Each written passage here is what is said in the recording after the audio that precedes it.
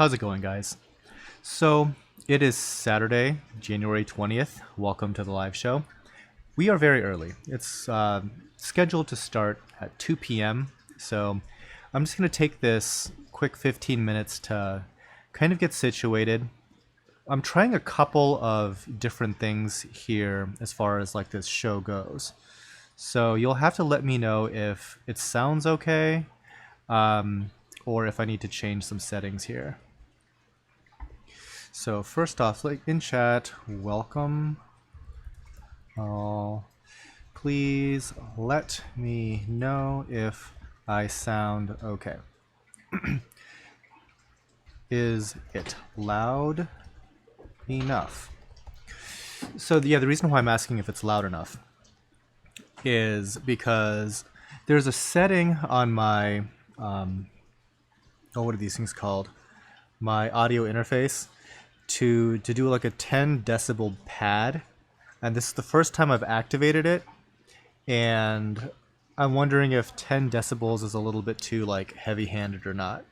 So all right, sounds like some people are chiming in. Thanks guys for your input, I appreciate it.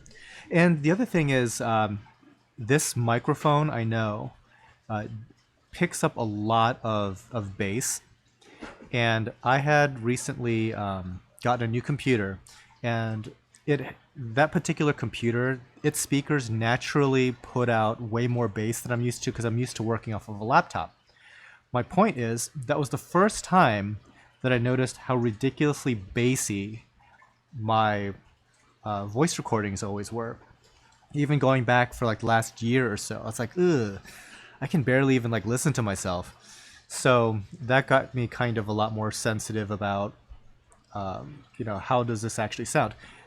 Having said that, it's only on that particular computer that the bass sounds just way too bloomy and overdone. On my laptop, it sounds fine. On headphones, it sounds fine. On my mobile device, it sounds fine. It was just on that computer. But what that's telling me is that some combination of this microphone and the audio interface, there's a lot of bass data in there. And if it's cranked up too much, it's going to sound terrible. Anyways, that's kind of where my mindset is right now as far as that goes. So that's why I'm always like, asking people, I was like, do I sound okay? So great. Okay, again, welcome. Let's go over the quick rules for the folks that have not participated in one of these live sales before. So the live sale itself, it's kind of in two different places. It's live on YouTube, so here's where we show all the actual corals. To purchase the corals, you have to go to tidalgardens.com and visit the live sale page, which is easy to find because it's in the top left of the navigation. It is a blinking red dot that'll tell you basically where to find it. You'll see an embed of this video here, and down below it's going to be 240 something items. And I say 240 something because sometimes people purchase the corals before the live show. And I'm not 100% certain if that's a mistake or if that's like secretly genius that I'm just not aware of. But there are people that blind purchase corals on this live show. So there are less than the number that we initially started with. So in order to check out with a coral and actually reserve it, you have to finish the entire purchasing process, meaning you have to go all the way through checkout, payment, and all that, and get a confirmation. So obviously this is like a 3-hour show. If you want to make multiple purchases, that's fine. Just make sure that you select local pickup / live sale so you don't get charged multiple times. The shipping is a flat rate $39.99, and it's free on orders over $250. Now, as far as the timing of these shipments, we will try to get most, if not all of them, sent out either Monday or Tuesday. Now, we're a little bit more backed up than normal because for the past 2 weeks, we got royally messed up by FedEx because their whole shipment system was all kinds of screwed up because there was like many flight delays and stuff like that. So there's like a dozen outstanding orders from like the last couple weeks that we have to like send replacements out for and things like that. So unfortunately, those guys are kind of taking some precedence over some of the newer orders coming in. So we're going to try to get as many of them out on Monday and Tuesday as we can. If you want a later date, that's fine. Just let me know. And we're going to be a little bit more conservative when it comes to shipping, because it's not just that we were shipping in temperatures too cold here. There's plenty of days that we were shipping in just fine weather here. And the destination, the weather there was fine. It was like we're shipping to Florida or something. But the problem is, just because of FedEx's network, there's like some flight that goes to Memphis first or goes to Indianapolis first. And if they're having some weather difficulties, then the package gets stalled. So there's only so much research we can do beforehand on these packages. So sorry to give you like the whole scare tactic thing, but Monday and Tuesday, it's also looking very, very good weather-wise for us. So I just kind of wanted to keep you guys abreast on that. So anyways, that was kind of how the live sale works. I will revisit this at some other time, hopefully. And by the way, in the description, I think there's a more fleshed out version of what I just discussed. So real quick, let me take a look at chat. Okay, sound stuff. Okay. Ravencaw, once again, hello from the UK. Thank you. Welcome. Got the whole UK contingent. Stolen Boy, hello. Let's see. Joivar, I'm just here to listen. Hey, that's cool. Pretty much everybody overseas is here to listen because we only ship to the US, unfortunately. Much to many folks' chagrin, I'm sure. But yeah, unfortunately, this is, for purchasing purposes, a US only stream.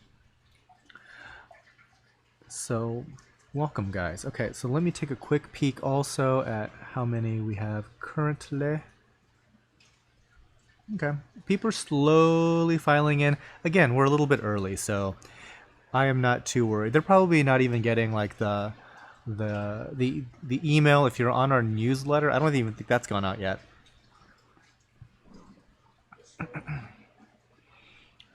So we have, yeah, about 240 something corals for this afternoon.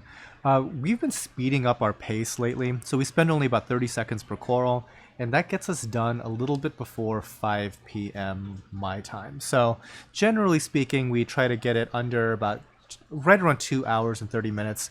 Previously, I think we did a few 3-hour live shows, which, I mean, it's fine to do, but at some point, like, my voice just starts to collapse. And I did a live show yesterday where I did a Q&A on the new building construction.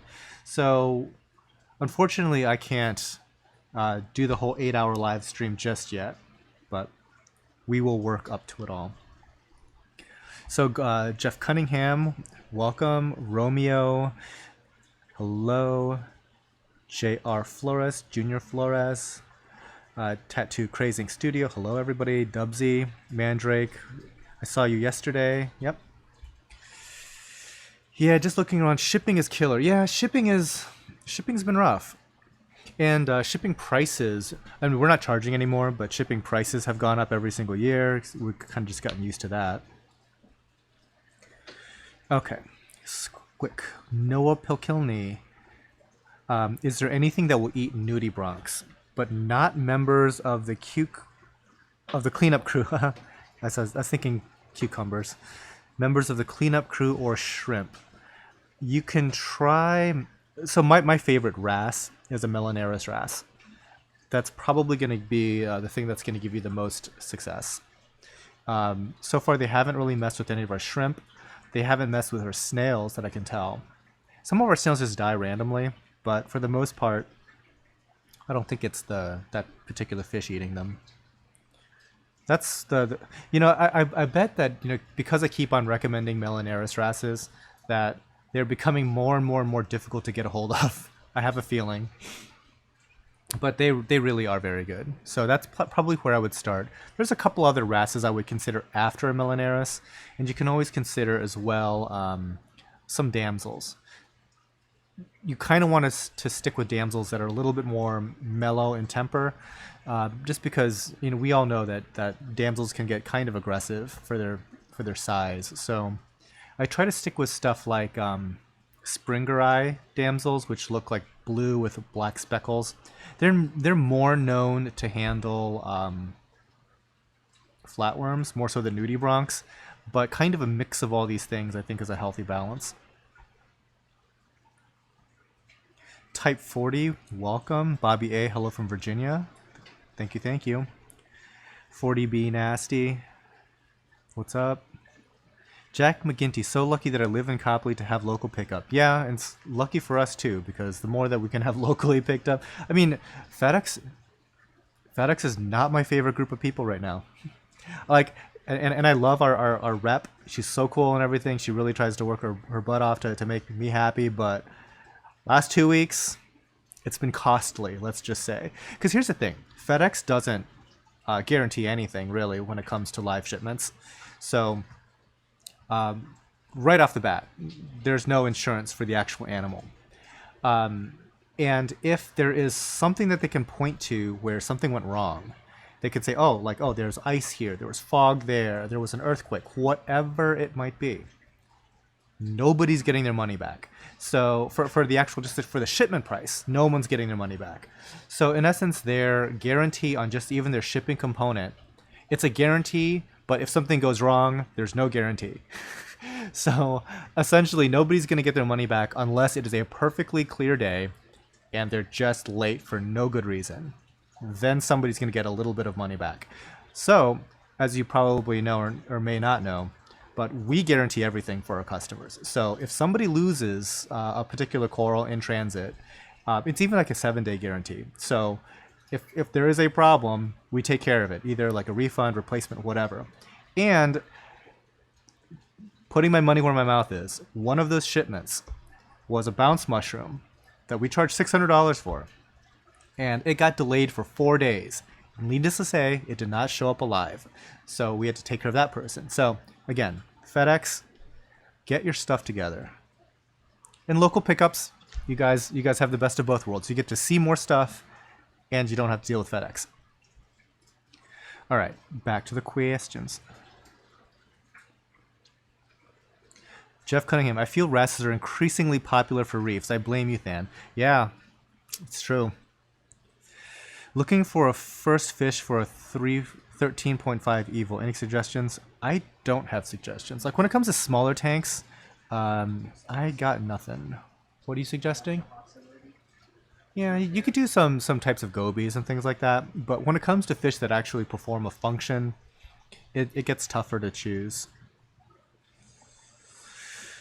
Javier Williams, do you think a coal, nasotang, and foxface would get along if added at the same time as juveniles? Possibly. The coal tang stays fairly small. A nasotang, not terribly aggressive.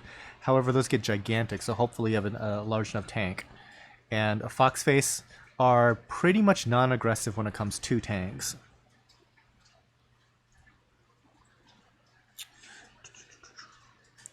Have you had a sailfin tang so aggressive that it kills fish for fun? We had a sailfin tang that was so aggressive that it was beating up a flamingo twice its size. But you always run the risk with a zebrasoma tang of finding one that's ultra aggressive. Like yellow tangs sometimes can just turn straight up homicidal. But acanthoruses, so that would be something like a powder blue, powder brown, Achilles, certain mimics. Those are generally considered like the most aggressive, unless you're talking about like, oh, what is it? Like a sohal or a unicorn or, well, an Achilles. Achilles are acantharus. Yeah, they're super aggressive. But I forget what the genus of like, what is it called? The one I just said. But I'm thinking of the one that Sean has. No, the one that Sean has. It's not a unicorn. It's a clown tang. I forget what the genus of those things are. But anything like that is going to be hyper aggressive.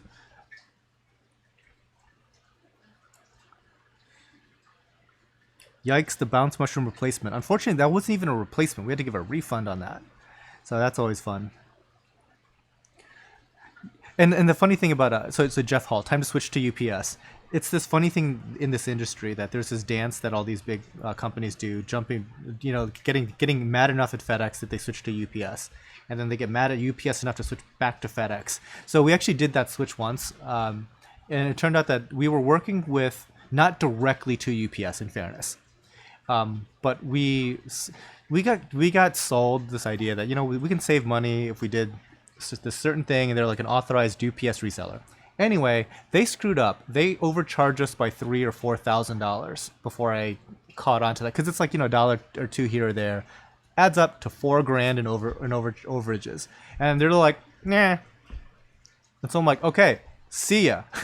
And then every now and again, some new random sales rep from that company calls. They're like, "Hi, we noticed that you used to use our service. Why did you switch back to FedEx? Like, you guys owe me $4,000. If you want to continue this discussion, cut the damn check."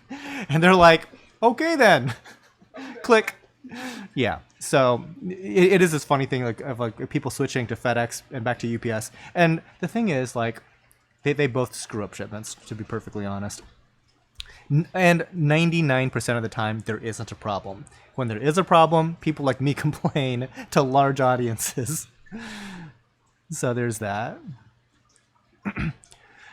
Be Nasty. How can someone spend $600 on an animal and not pay for first day or even second day air?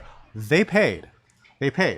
What happened was it was supposed to arrive the next morning at like 10 a.m. The reason that it got delayed was some weather issue. But it didn't get delayed for 1 day. It didn't get delayed for 2 days. It didn't get delayed for 3 days. It was a full 4 days before that thing showed up. Thanks, FedEx. Yeah. Like, no, we only ship next day air. So this like $39.99 that you see here, it's only for next day. It's priority overnight. That's the morning for most people. Okay. I have to bring myself back down, find my little zen place after my little FedEx rant. But I will say hello and thank you to the Patreon crowd. Patreon is kind of like the tip jar for YouTube creators. Conversely, I guess you could also do super chats as well. But these guys have been at this for quite a while, I believe. So thank you very much, Mark, Alan, Trevor, Kevin, Mark, Samuel, Phil, Robert, Ryan, Dave, Nate, Steve, and the new person, Christopher Curry. So thank you very much, Christopher, for being the latest patron. And I will revisit this list later.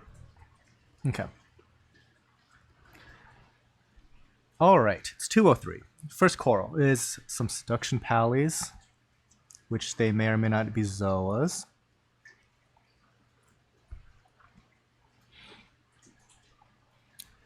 So let's see.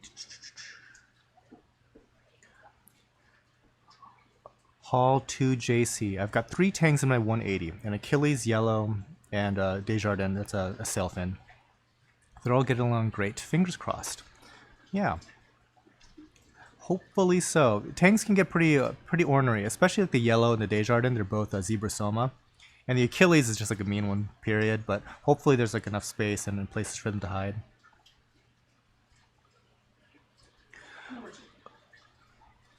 Oops. Okay.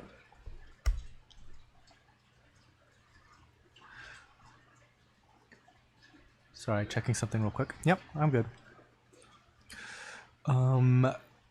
Rob.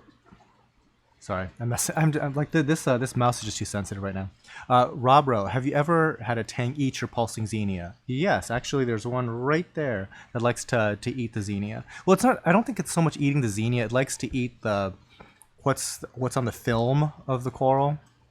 I have a yellow and blue tang that have been feasting on xenia. No big deal. I have plenty. Just weird. Never heard of this behavior. Yeah, sometimes you can get some corals, some fish like that just nibble at corals. In the case of xenia, I really think it's because there's something in their mucus.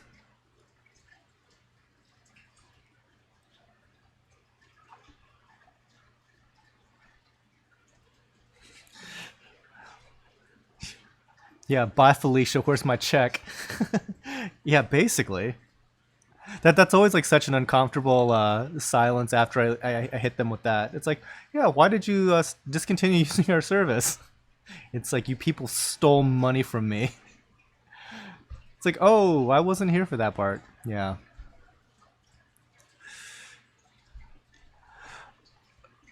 Patrick Thomas, would you consider an LED T5 combo on your new building? You can't get me away from T5, but I love the. You can't give me away from. Oh, sorry, you can't. I'm just gonna say. I'm gonna translate. You can't get me away from T5, but I love the LED look. A T5 LED combo at the hobbyist level is probably the best light you can get. I think you're getting the best of both worlds with the most flexibility and all that. It's a great light. For my purposes, with the number of fixtures that I need and whatnot, it's going to be kind of tough. So I really haven't decided yet. But just the electrical cost of T5s might be a deal breaker. We'll see. Jeff Hall, center your chi. So it's funny, Jeff, because like my personal trainer Sean and I, he sends me over videos all the time of like nonsense martial arts. I used to do martial arts when I was younger. I had like a 2nd degree black belt in like 2 different martial arts, and he now does Brazilian jiu-jitsu as well. And so we were always kind of like going back and forth about martial arts, and he always sends me like these videos of like people, like these old dudes doing like basically made up witchcraft martial arts, just making themselves just look ridiculous, and people, you know, flying through the air because they got flipped by the chi. It's funny. We get a kick out of that. So, hello, Death Mage. 126 watching, only 21 likes. Yeah, guys. Hit the like button for me, please. I appreciate it. Razorblade, how does the live auction work? Do I add it to the cart and it's mine? No. You have to add it to your cart and finish checking out. That's kind of the key. Just adding it into your cart does not reserve it. So if you have to make multiple purchases, that's fine. Just make sure you don't pay for shipping more than once. So always select local pickup / live sale. So that way you don't get charged a bunch of times for shipping. If you happen to have been charged multiple times, don't worry about it. We always send refunds.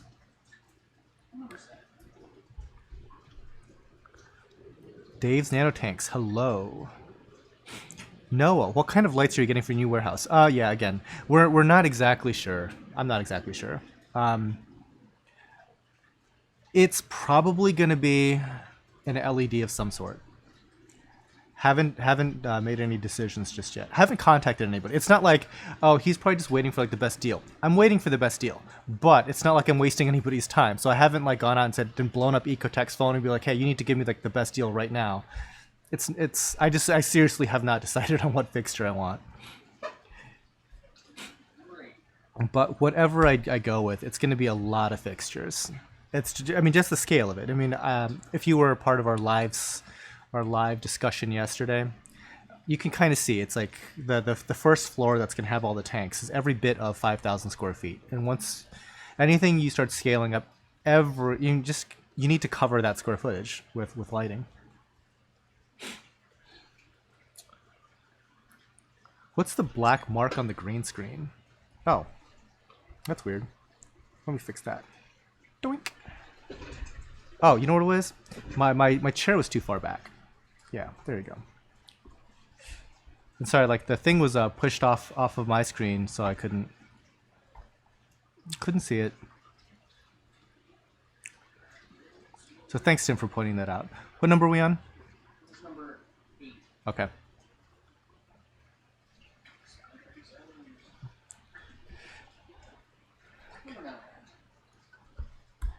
Yes, a couple people mentioned it's like, what's that black line? It's gonna drive me crazy. Yeah, it's like if I back up too far, I hit the green screen, so that's not good.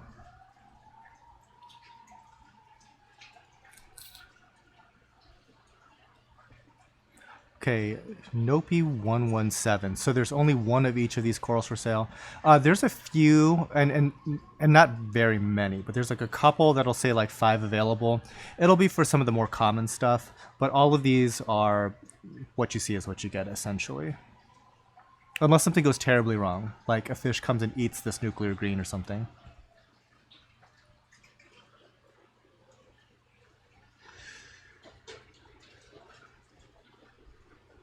Commander Chip, I just bought my Dreamfish surgeonfish. What's the best food to feed it?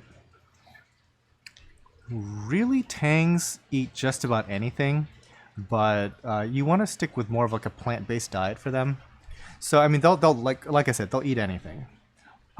For color, I like to give them some mysis and some krill, especially krill. But you really want to give them plenty of things like spirulina and nori, things like that. John Gale, something on your lens. Okay, I'm gonna check again because by the way, chat is about 30 seconds behind live. So yeah, what you guys are seeing, I'll show you just real quick. If I do this, see, that's the green screen. That's the edge of the green screen. And so unfortunately, the camera is wide enough that it does catch that. Now the other thing I could do to make it more, okay, see, now you can see the edge of the green screen here. What I'm gonna do real quick, production wise, actually no I'm not, I lied. I could crop that out to bring the thing a little bit more towards here so you guys don't see it. I'm not gonna bother. Sorry, not gonna do it. Okay, so hopefully that's all right.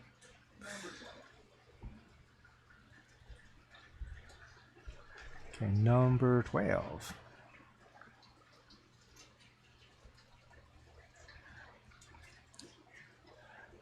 Anthony McKay, I can only window shop from the UK. Yeah. So I haven't seen her yet, but Laura from EcoMarine sometimes will hang out, and she's a UK-based wholesaler with some very high-end corals as well. And so she has like a bevy of different shops within the UK that sell her product. Yeah, I'm sure that you could find some decent corals. Unfortunately, the live show is US only. Now, actually talking about corals for a change, instead of just me venting about FedEx, our Montipora have just gone completely bonkers as far as like their color and their growth. Part of that is our calcium reactors had been like procrastinated on pretty hard by me. I had taken them apart, and they kind of never went back on because like the pumps and stuff like that were failing here and there.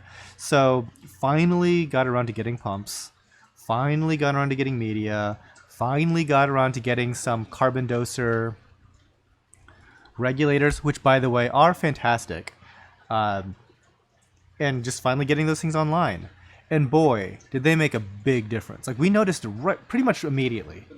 Yeah, it's like within a week, our chemistry evened right out, and the first thing that we really noticed take off was Montipora.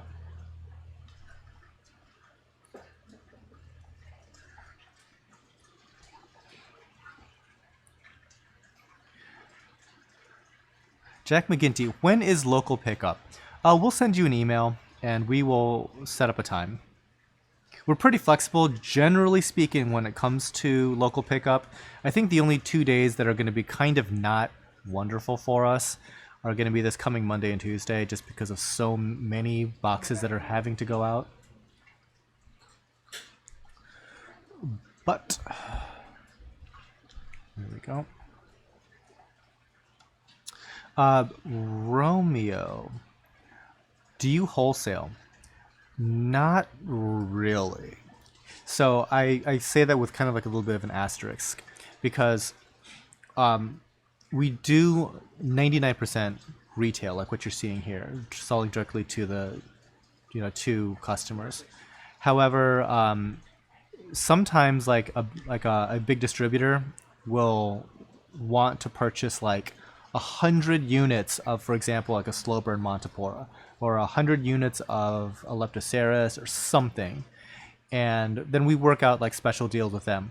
But generally speaking, like a regular sized local pet store wouldn't be purchasing the volumes that's going to get our attention for like anything resembling decent discounts. So yeah, if we're talking like hundreds of units of something, like 100 orange plating Montipora, yeah, you're gonna get a pretty good deal from us. But if it's just like, oh, I have a business license, I want to buy like 2 of those. No, not so much. So we only do. So we're at like 2 very, very different ends of the spectrum. Either like really, really, really big orders, or retail. Number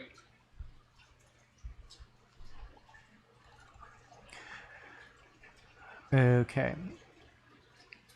Casey Phillips, can I add all the items in my cart, then check out my cart at the end of the live show? You can. The problem is, if somebody else had purchased those and checked out beforehand, those items will essentially come out of your cart, and you'll only find out at the very end. So it's kind of not a great strategy. Now, if you're watching this like on a rebroadcast, like tomorrow or something like that, go ahead, because you're not really in direct competition with very many people at that point. But during the actual live show, you don't want to do that, because people can and do snatch things up pretty quickly. Some of the stuff that's in high demand, like for example, I don't know if we've hit any rainbow Monties yet, but those will pretty much sell instantaneously. Yeah, they're very fast. Noah, what is the best way to get frags off a plug? I accidentally shattered my hammer coral last time. Now I have 5 frags. Number 12.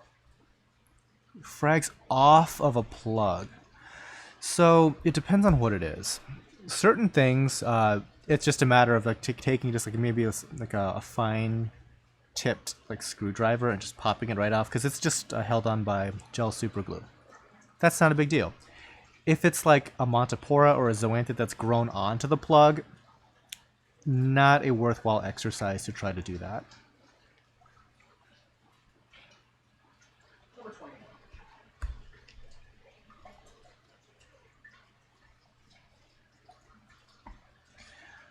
Okay. Hello. Using the Zeovit system with calc and natural seawater. Working out well so far. Anybody else doing this? Yeah, I don't know, Kevin. That's it's nice that you're able to use natural salt water. There's a lot of benefits to that. There's some quality control issues, obviously, that you kind of have to deal with, but I think that most people would find that like a very, very nice luxury. Number 22. Number 22. Sandy's Reef. Will the coral photos show up on the item numbers after the live sale? No. The reason why the live sale is at a discount over our regular site is because we don't have to do that. So yeah, it is a little bit of a pain to kind of have to scrub through and find the exact picture and whatnot, but that is kind of the nature of the saving.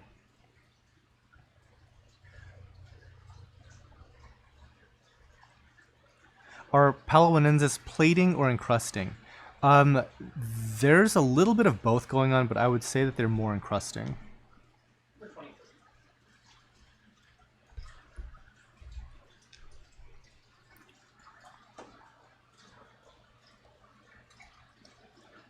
Isaac, what would be the biggest mistake when starting your own coral farm? Let's see. The biggest mistake you can do is to look at somebody else's coral farm and say, I can do that but cheaper. Because it turns out that it only takes one bad day to make your coral farm completely just eradicated. And so oftentimes like when people start to try to save cost on something, they miss out on some sort of redundancy that kind of made that particular thing important.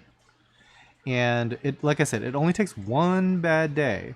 So by the way, your heater will always fail when it's -4 out.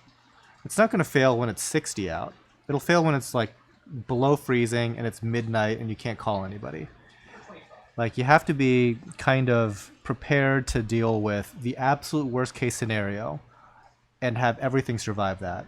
So yeah, that's really the biggest thing. I think people underestimate the need to do it successfully first before even trying to cut cost on stuff. A lot of the projects that I kind of come across where people want to try something like this, it's practically doomed for failure just because it's not ready for the worst hot day in the summer. It's not ready for the worst cold day in the winter. It's not ready for a power outage. It's not ready for a whole bunch of potential issues.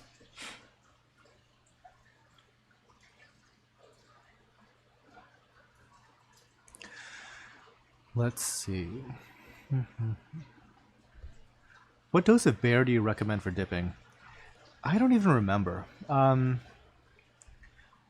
last time we did bear was months and months and months ago, and we just found like the recommended dose online. It was quite a lot because I remember like the stuff was like just practically like milk. We couldn't see like 2 inches into the water or anything like that. Brian Goldstein, Than, have you ever dealt with bryopsis successfully? Heard higher levels of magnesium can work, but only in the short term. So what I understand about the magnesium thing is that it wasn't actually magnesium. It was a specific impurity that was in Kent's Tech M, which is a magnesium supplement. And that impurity was effective at kind of eliminating bryopsis when you had like a magnesium level of like 1500 or 1800 or something like that. Since that time, I think that they changed their formulation so it no longer has that impurity. So Tech M, from what I understand, is no longer that effective at removing bryopsis. For us, we see it every now and then, and we just like physically remove small bits of it, and then it just kind of completely goes away. So I haven't had like a ridiculous, crazy outbreak of it or anything like that.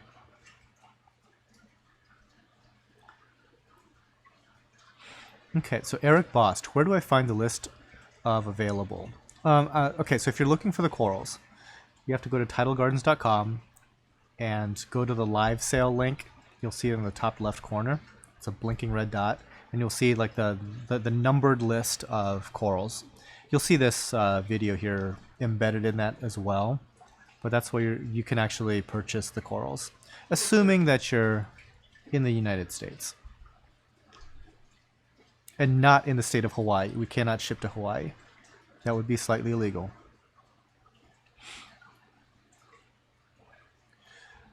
Derek Hadosi. What's up, Derek? New building is looking awesome. Super exciting. What's your thoughts on the ultra low maintenance series BRS is doing on YouTube? No more water changes for the win. I've only caught a couple of them. You know, I don't watch nearly as much BRS as I probably should, because I do like their videos. It's just when it comes to YouTube, I actually don't watch a lot of reef related content, period. So I haven't followed along too closely. I think that low maintenance systems in general work on a hobbyist level much more so than on a commercial level. For us anyways, it's always kind of like a scramble to fix something going on. We're never able to have like a very stable system where we could get away with doing no water changes. Like that would be putting so much at risk over the cost of a $20 water change. It just doesn't happen on a commercial scale. But for a home hobbyist, well, I guess I'm not really keen on no water changes to begin with. Like I'm at the very, very, very opposite end of the spectrum. But I think at its core, what you're looking at with ultra low maintenance is if you do enough things right, keeping up with some of the other bits of maintenance becomes less and less necessary because everything in your system has balanced out nicely. It's harder to achieve on a commercial scale.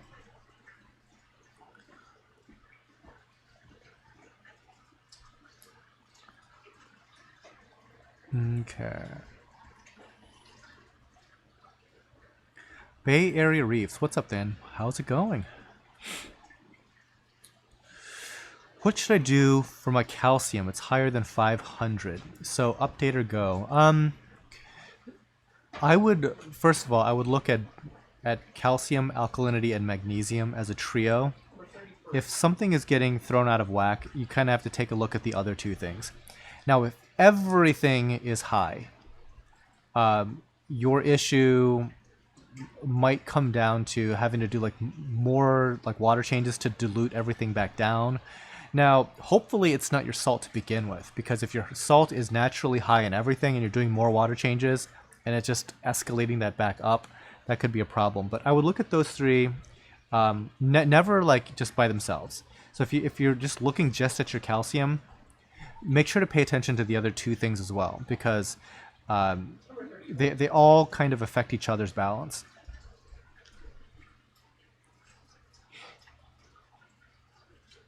Tristan Lamb, any scolies in the live sale? I think that there's like one, and it might be at the very, very end, unfortunately. There might be others, but I know that there's definitely one.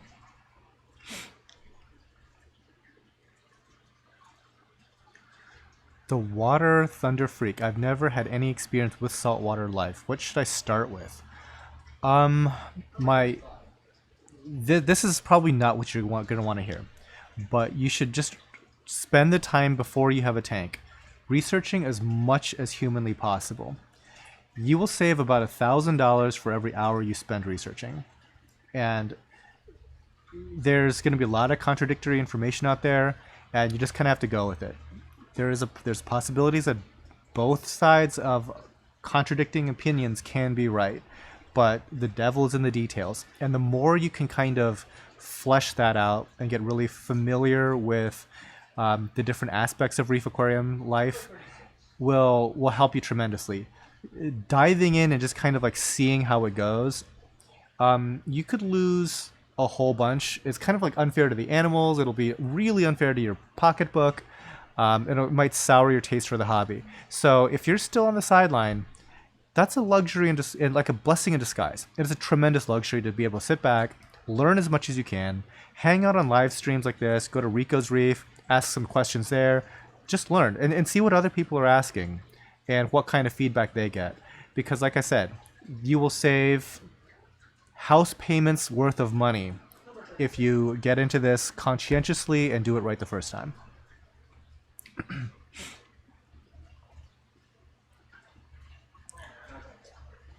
Oh, Fiji hypercolors not cooperating. We can move on. Number 38. What ATO do you recommend? Believe it or not, I've never used an ATO. Can you imagine that? There's two that typically get recommended the most. One is made by Tunzi, which is an optical one, and then the other one is SpectraPure, makes a pretty decent one. Yeah, I think people like the bulk resupply ones just fine as well. I mean, it's not exactly like rocket science technology. They're all pretty good, but you have to maintain them. Like no matter which one you buy, you have to maintain it. Otherwise, it could get stuck. Number 39.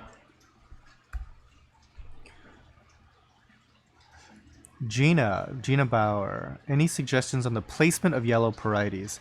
I've purchased frags from you, and they have struggled. Tried highlight, high flow. My other SPS do fine, including other parietes. Okay, so when it comes to parietes, what I found is you do want to make sure that they get enough flow. So highlight, high flow is probably just fine. Now the biggest thing that's affected them for us has been water chemistry. It hasn't been placement at all. So clearly you don't want to put it at the bottom of the tank, but make sure that your water chemistry is where they need to be. Because once we started to do our calcium reactors and whatnot, and making sure that our chemistry was both stable and I guess plentiful in the reef building trio of compounds, calcium, alkalinity, magnesium, we noticed that they turned canary yellow and started to finally show some really nice polyp extension and growth. Chris Groves. Something about Miracle Mud. Could I put Miracle Mud in an all-in-one tank with no sump? You will have to ask somebody that does something with Miracle Mud. That's a product that I've never used. Some people like it. I don't know if there's a lot of empirical evidence as if it's like really all it's cracked up to be. I'm not really sure. I just treat it like any other substrate. It seems fine. I mean, people have been using it for a long time. I just personally have not. Let's see. Kevin Kershaw. Would it be a good idea to use Triton testing? Yeah. I mean, I have not done it, but it's always More information, I think, is better than less information. And like the whole like Triton testing suite, there's several other companies that do that as well. You send in a water sample, they do some sort of some chemical assay on it. Depends on what kind of technology that they're using. But long story short, you get a very, very detailed assay or set of results about your water chemistry. And sometimes that can be really, illuminative on whatever issue you might be having, some possible suggestions as well. Other times it's like, probably everything was fine. But it's very likely, a lot better than a typical hobbyist test kit. So in that sense, it's very good. And I think that they're cheap. I think they're like $50 for a test, which doesn't sound cheap, but trust me, for any type of real chemical assay, that's pretty darn cheap. Like anything in the pharmaceutical industry for something similar would be $100 to $500. Arcturus NX7, if it's not a trade secret, what salts and supplements do you use? Any particular reason? So I'm going to be doing a paid sponsored thing on the salt that we use. And we use Omega C, and we use their premium reef salt. And we've been using them now for 5 years. And I'm not like super duper evangelical on salt brands, but this particular company we've worked with for a long time. They've been responsive. We've gotten pretty good success with their salt. I like their price point and I like their delivery options. So I've been like a proponent of theirs for quite some time now. And so we'll get into like the different types of salts and things like that in that video. And that's not to say like, such and such is crap salt, such and such is great salt. It's really not about that. It's just kind of going over just some of the things that differentiate certain salts from others and why I personally like to use Omega.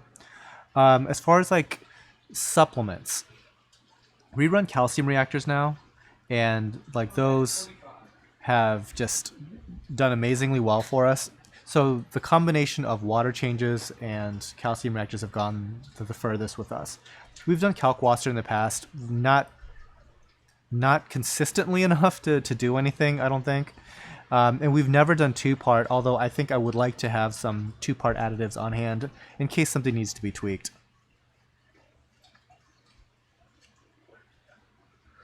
Aquatic Spendthrift. And people are asking like when certain things are coming up. Honestly, I'm not really sure. Let's see. Any BTAs? The bubble tip anemones are the last thing. I think they're like $50 each. Let me take a quick peek. Yeah, they're 50. So it's item number 244, and there's 5 available. So, and the reason why I'm just singling that one out is because I'm using like a stock video for that. So it will look like this for the bubble tip anemones. Long story short. Okay. So that's something you can take a look at if you're curious. Don't know. I'm sorry, like Francisco and Aquatic Spencer. I don't really know when the Blastos and Acros come up. I think it's kind of mixed in there. I don't see them coming up on my list currently, so not for a little bit. Than, Gina Bauer. So Than, you're completely spot on with the value of doing your research. And this is coming from somebody that could have saved a lot of money. See, I've been doing this hobby now for close to 35 years or something like that. I knew it was over 30, but now that I'm getting older, I think it's actually closer to 35 years. So I've definitely made a lot of mistakes, and I continue to make mistakes along the way. And just the value of doing research cannot be understated.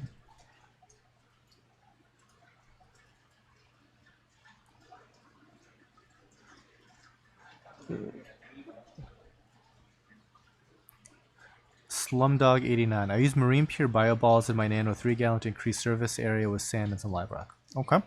You might have been responding to somebody else. I missed the context.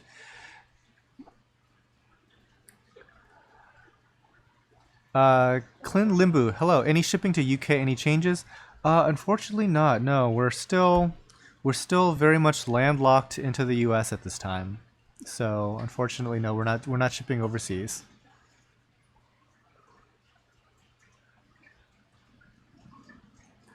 My frog spawn broke off at the top. Will it continue to grow, or should I take it out and toss it? I'm always under the. I always try to let anything that remains give a chance to grow, for the simple fact that sometimes stuff pops back up to life, kind of unexpectedly.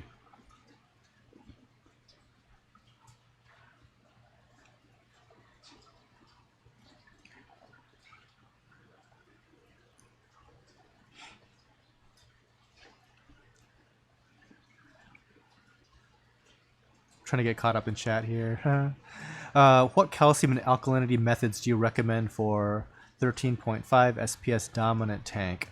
For something that small, I think that probably the least expensive thing is going to be some combination of, say, water changes and maybe like a kalkwasser drip. I think that anything other than that is going to be a little bit of overkill. You're probably not going to want to do a calcium reactor, and getting like a two-part doser, also probably a little bit of overkill.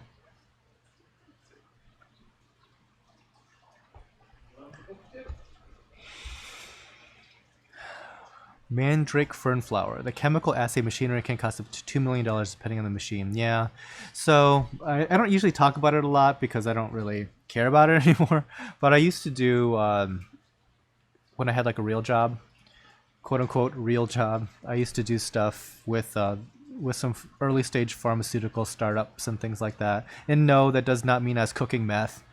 I was doing some stuff with the university and kind of getting inundated with all of that. And actually, my mother used to work, way back before she retired, and she used to work with tandem mass spec machines. And also, like one of my close friends, she's currently like a pharmaceutical chemist. So that's kind of why I know, like, yeah, sometimes these assays are like, $500 if you wanted like a mass spec analysis of a sample.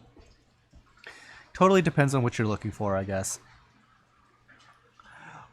What are your thoughts about adding an Australian elegance to a 150 with a wall hammer or bubble coral? Yeah, that's fine. I mean, elegances from Australia tend to be very hardy, and they would, if you're doing well with hammers and bubble corals, I'm sure that an elegance would do just fine. Mandrake. Ever tried dosing iron? No. And this kind of goes to like a larger topic that we've kind of been mentioning on and off for a while, but when it comes to adding anything to your reef, if you're not testing for it, it's probably not a great idea to be adding it.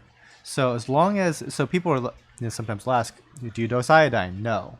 Do you test for iodine? No. So if you did want to start testing that, at least be aware of what your current levels are and whether or not you need it.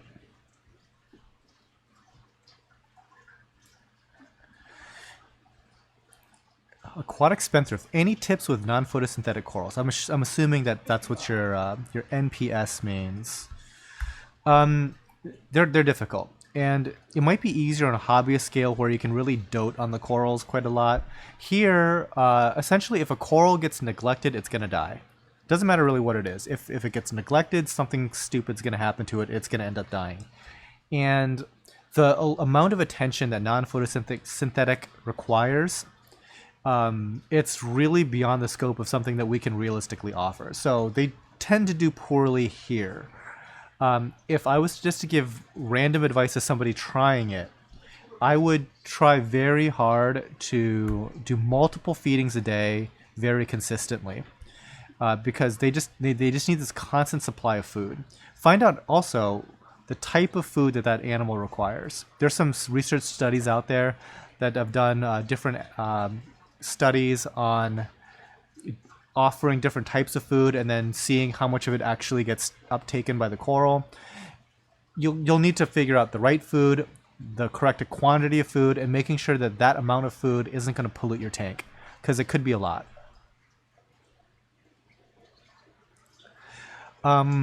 40 Be Nasty. I picked up a hot pink Gonipora. It's doing well. I've seen a video of yours that worries me. Should I not have bought it? Neither here nor there, because when it comes to, it's a little bit dim, Ben.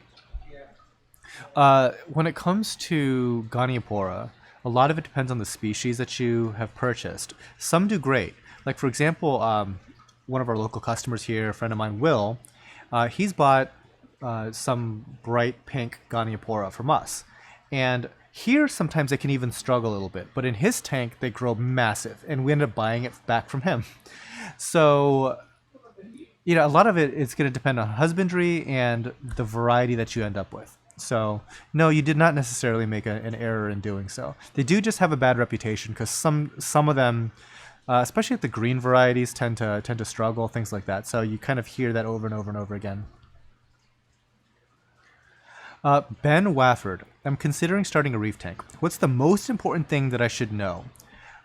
There's two things that I will recommend, and unfortunately, the more you dig into that, it becomes its own little rabbit hole. But one, nothing is more valuable than patience, and two, stability is the most important thing you can have in your tank. Achieving both of those things, much more challenging than you might think. But those two things, if you're able to be patient and provide consistency, you will more than likely be successful, unless that consistency is consistently garbage water chemistry. Good water chemistry, consistently, I should say. What do you think about max spec LEDs? I haven't used that, so sorry, Moonfruit. We've used a lot of different types of fixtures here, but there's so many that came out just in the last year. There's tons. So I haven't really gone through and played with a lot of different types yet. I'm sure it's fine. Really, all you need to do is look at the actual LEDs, right? Because a lot of these manufacturers, they're not custom making their LEDs. They're buying Cree, they're buying something. So if you're asking me what the difference between one fixture versus another, and they both are using the same LEDs, the difference is not a whole lot. You're going to be talking about, well, they might have different controllers, they might have a different body construction, which matters. Don't get me wrong, it matters. But I think unless people are talking about really unique defining, aspects, you're kind of splitting hairs. I mean, if everybody's using the actual same Cree LEDs, that's not going to exactly get me excited about any fixture. Not that Crees are bad. Crees are good. It's just, I know T5s are better. So there's that. And I apologize if I've missed some comments up above. Number 61. You look rather youthful for someone who's done this for 35 years. Oh, thank you very much. I think that it's just that I'm broadcasting in 720p, so it's kind of like making my face look smoother. Noah, most important thing to focus on before trying acros. Again, so this is the same thing for a beginner versus somebody who's been in the hobby that's trying something new. Consistency. And that is why we struggle with Acropora, is because in a greenhouse, we don't have the consistency that really helps sensitive corals like Acropora. So again, that's kind of what the new building I hope will help solve. So if you can get your stuff completely rock solid, you will have some success. I should have read the second part of your question. Everyone tells me that it is a horrible spectrum for acros. I don't think it's ideal. Not just saying that about max spec. I don't think that most LED fixtures have great spectrum when it comes to acros. And it's not that acros can't grow or even color up somewhat. It's that acros and Montipora, they change color dramatically depending on the type of lighting that they're receiving and for the different water chemistry parameters that might be going on. So what people might be noticing is that I want a coral to look like what I see online. And when I get this coral, it colors down in my LED tank.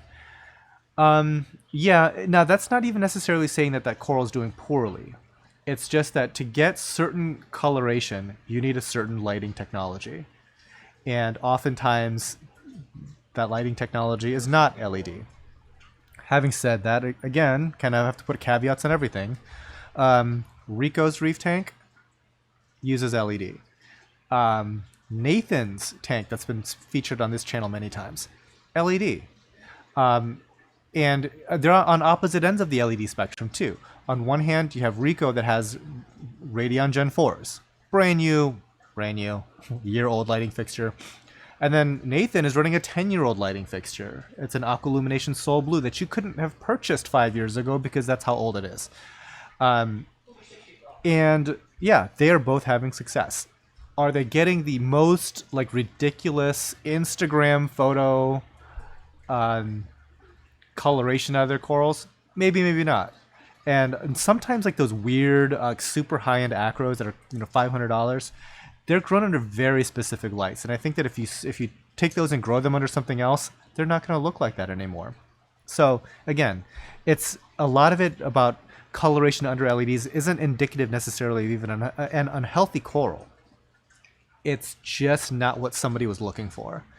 And so that's kind of also why LEDs kind of get a bum rap. Now, for somebody like me who's trying to then sell the coral, now I'm in a quandary because I can't have colored down corals. I have to deliver that coral that's being expected to look a certain way. So I might be, again, like I'm still kind of brainstorming on the lighting systems for the new system, but I might be stuck in T5 land whether I like it or not, because there's no point in me trying to save on electricity to grow a tank full of acros that don't look quite right, if you know what I mean. Okay. There does not seem to be an aqueous iron test on the market. Okay, so we're talking about iron still. Lighting for acro something. I'm not familiar with that species. And hopefully you got something from what I just said about acros. I'm not familiar with that particular species at all. But if you wanted to play it safest, get a hybrid fixture of LEDs and T5, and you can just kind of experiment. Type 40, thank you for the donation. How many water changes should I do for a 55-gallon tank? I'd like to do minimum 20% every 2 weeks. I'd say that's like my most conservative.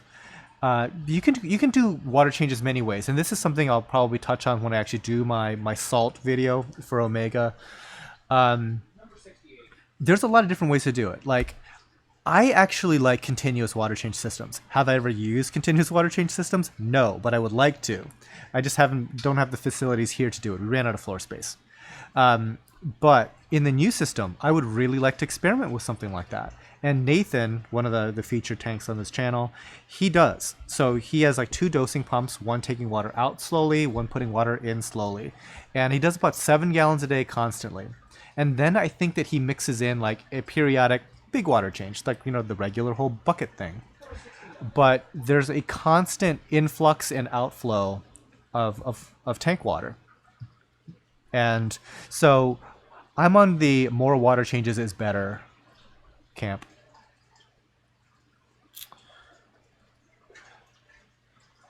How can you tell the difference between dinos and diatoms?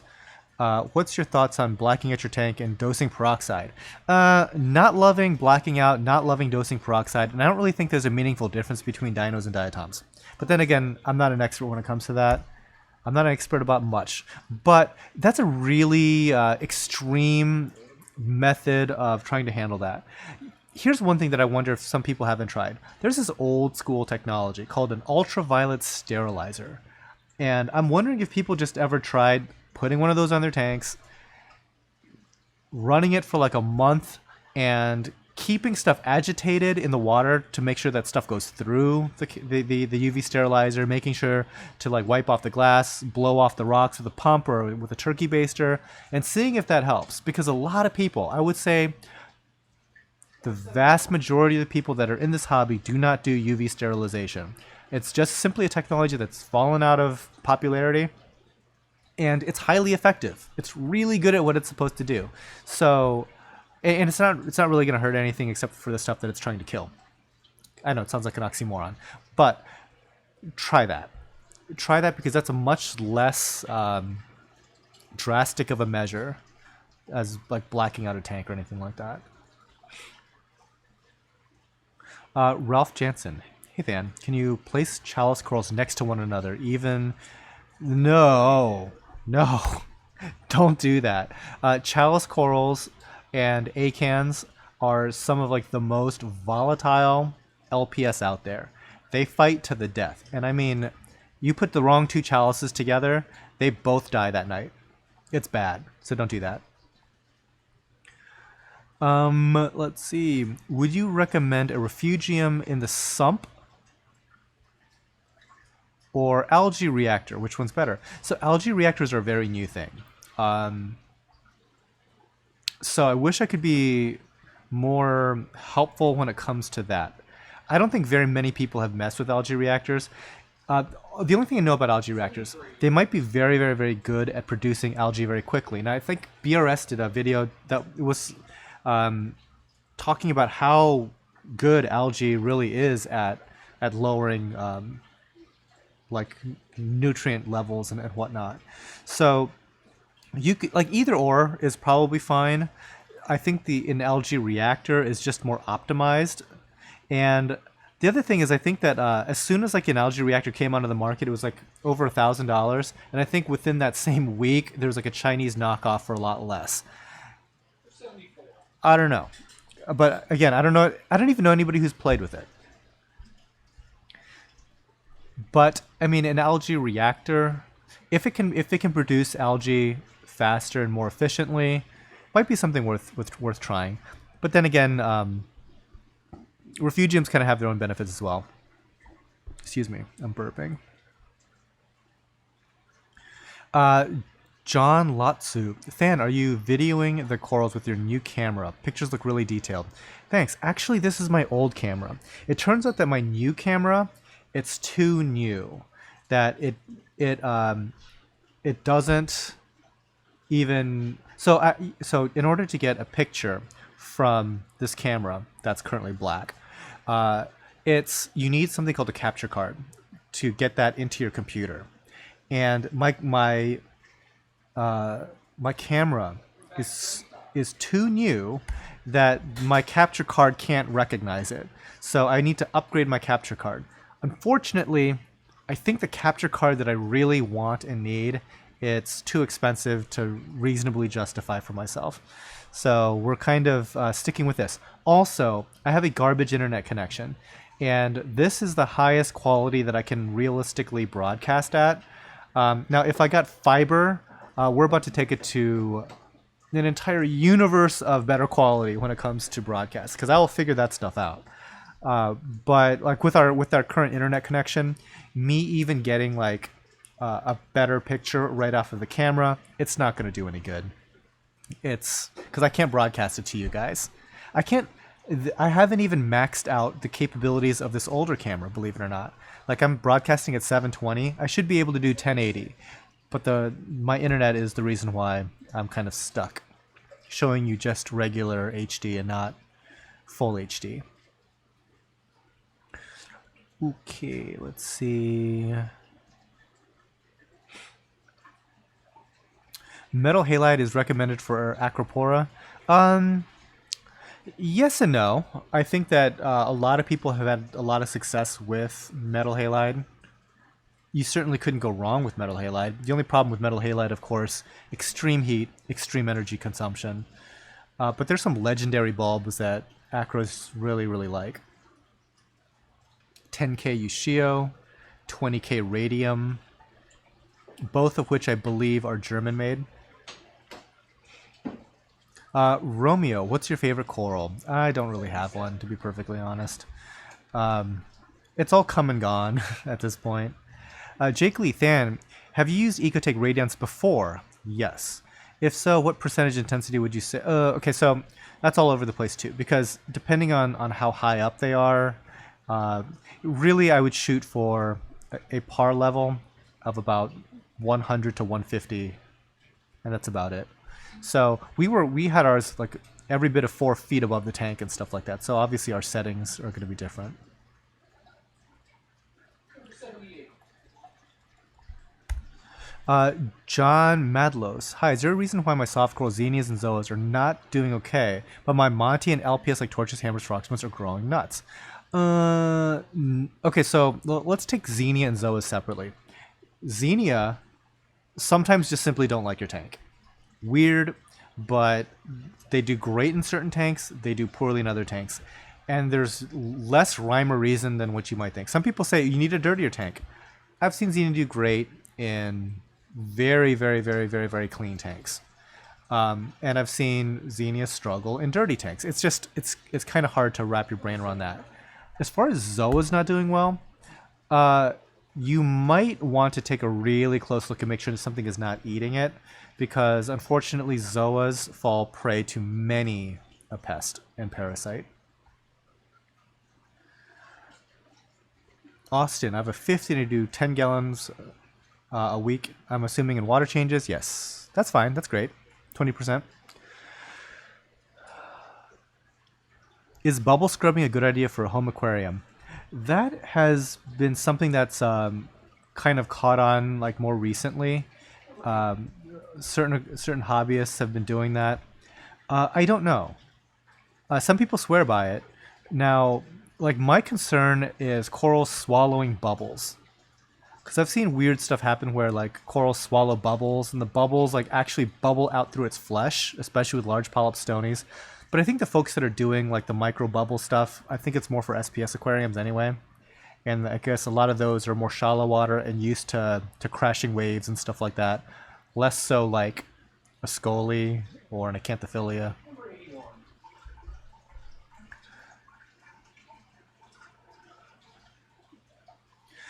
Sin City Reefing. How can you get rid of flatworms? Good question. They come and go, don't they? I would say try to stick with something that eats them. Certain wrasses, certain damsels. And you can obviously just wipe the glass, manually remove them, but you want to kind of keep some positive pressure on them.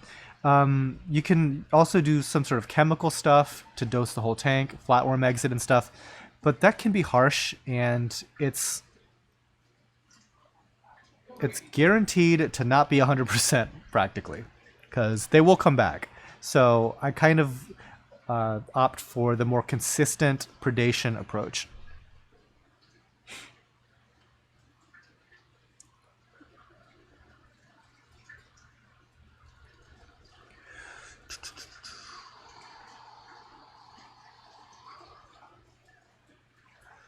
Reef community worldwide. Hello, all. Hey, how's it going? Arcturus NX7. So yeah, a lot of T5, or I'm sorry, of LED performance has to do with cooling, power supply, and whatnot. And that comes into play with how they're driven too, because of like of their flickering. If you look at certain LEDs and you kind of like wave your hand in front of it, some of them are okay. If you imagine like a sine wave, right? So it's picking up to like a peak voltage, and then it's going down to zero. That's kind of just how AC works. So certain LEDs, they flicker because at that 0 point, there's no light going through it. Whereas an incandescent, it takes some time for the thing to cool down, and so you always have light at that, even when it's at zero energy. But an LED is not like that. It's like bright, dark, bright, dark, bright, dark, bright, dark, like that. So you can actually get a flicker in it. So depending on the way that it's driven, you're going to get a different performance out of it. So yeah, there's a lot that goes into it. So I'm broad brushing here. Anecdotally, you can keep stuff successfully under LED. Not saying you can't, but is it the best? Maybe. I doubt it, but we'll see. It's getting better, regardless.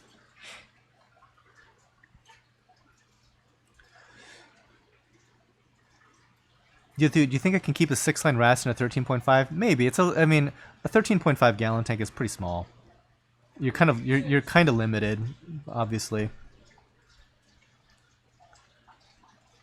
Austin, any tips for keeping green star polyp? Uh, it's a pretty basic coral. The biggest thing that I think is necessary is a lot of water flow to keep anything building up on its base.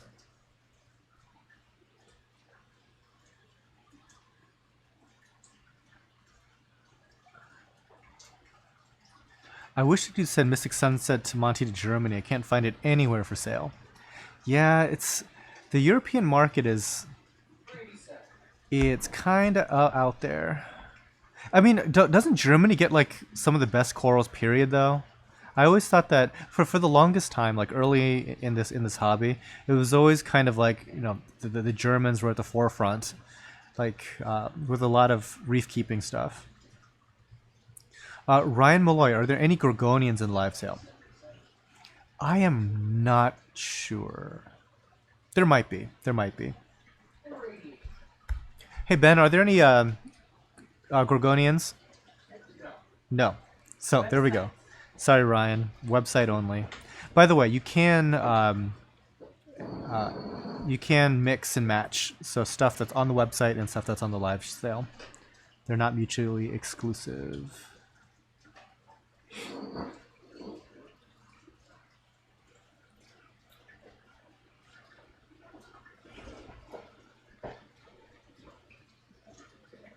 Okay, Tristan, what kind of cool fish do well in nanos other than clownfish? Um, Gobies and stuff like that are I think are pretty cool, and especially the ones that have some sort of symbiotic relationship with like what do you call it? With shrimp and things like that.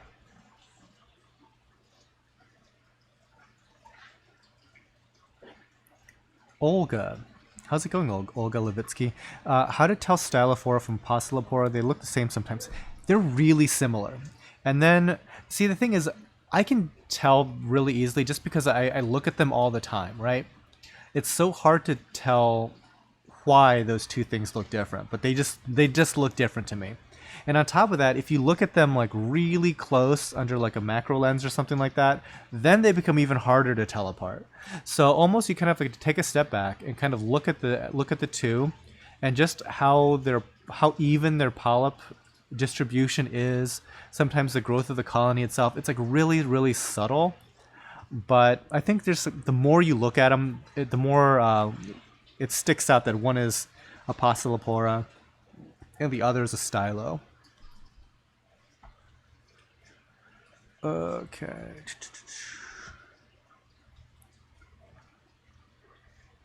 I'm not sure if I have a neon green stylo or a yellow bird's nest.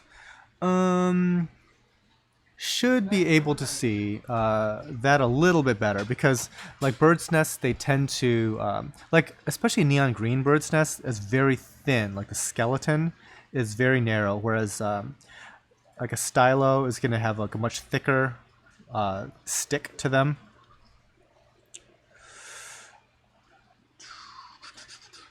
Than, what's the biggest mistake first-time reefers usually make? They do zero research, hop into this, and kill everything. That's usually it. Make really, really, really poor purchase decisions, or even maybe they're not completely new. They've been around the block a couple times.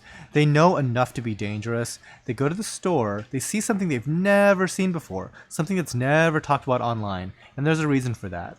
It's because it's not suitable for a home aquarium, usually. And they buy that. It either dies or it eats everything in your tank. It's like, oh, look at this. It's this amazing looking cowrie snail. I've never seen this before. And sure enough, it eats all their corals at night. Okay. Moonfruit. I feel it's the complete opposite. All the amazing colorful corals are in the US. Some of the Mystic Sunsets or the normal sunset are not available here. Yeah, that's kind of weird. I mean, actually, I shouldn't say it's weird, because I know that like the US market, I think, makes up 70% of the entire worldwide market for corals. Now, having said that, I know that like Nordic Reef is a large UK importer, and from what I've heard from some folks in the EU and in the UK markets, is that like Nordic Reef is so big that when they order from like places like Australia or something like that, they fill the entire plane. they fill like multiple planes every time they order. So you guys are definitely getting something over there in the EU.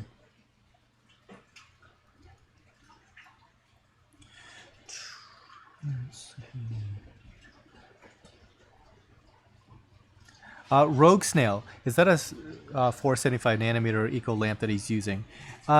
So whenever we shine a light to kind of change the color temperature, it's a small LED flashlight made by Orphec, and I'm not sure what LED is in there, but it might even be a mix of a couple different blues. So you see the highlight there. The reason why we do that is because most of our T5s are giving you kind of like an aqua blue special slash blue plus appearance. And I think for the folks that are kind of used to a more all LED look, we want to show at least the type of fluorescence that the coral exhibits. So if you did put it under a tank with just like all blue, or however you like to view your tank, you can kind of get a better idea of what that might look like. And on our site, you can kind of see that as well. We kind of try to shoot 10K as well as actinic, because I mean, if you've been in this hobby for any length of time, the lighting that you keep your corals under, it's going to make a profound difference. I mean, even with the corals that are more or less consistent, the way that you just appreciate the coral is going to change quite a lot depending on the lighting. Then if you get into certain corals like the acros, acanthastria, micromusa, things like that, they change color like crazy. So they're going to really change. Let's see. Can you get a hold of emperor pallies? I'm not even sure what those are. I'd have to Google images that to see. Coral Chief, way more Euphilia this time. Still seeing a deficit in availability. Kinda. We actually got these from the importer, I believe, and we got a couple from Luke, who I don't know if you guys remember, but he used to help us out here. And I do plan on getting some more from Nathan the next time I go see him.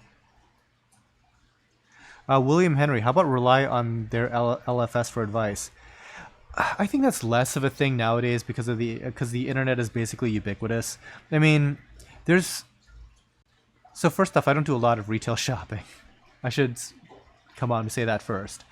But there's not a lot of places where I immediately just walk in and trust their opinion on anything.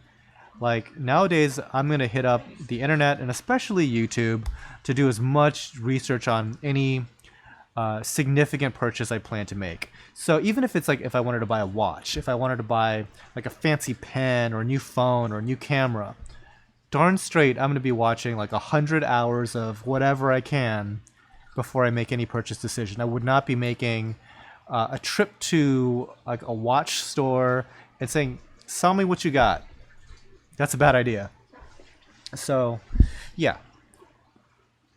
I think in the past, people took local pet store advice more just because that was all that was available. It was like so-and-so in town said this. Who cares about that now? I mean, do people even say that phrase anymore? Do people do that? I can't imagine. Like, and nobody comes in and talks to me and says, but so-and-so at such and such store said this. It's like, nobody cares. That's just another guy.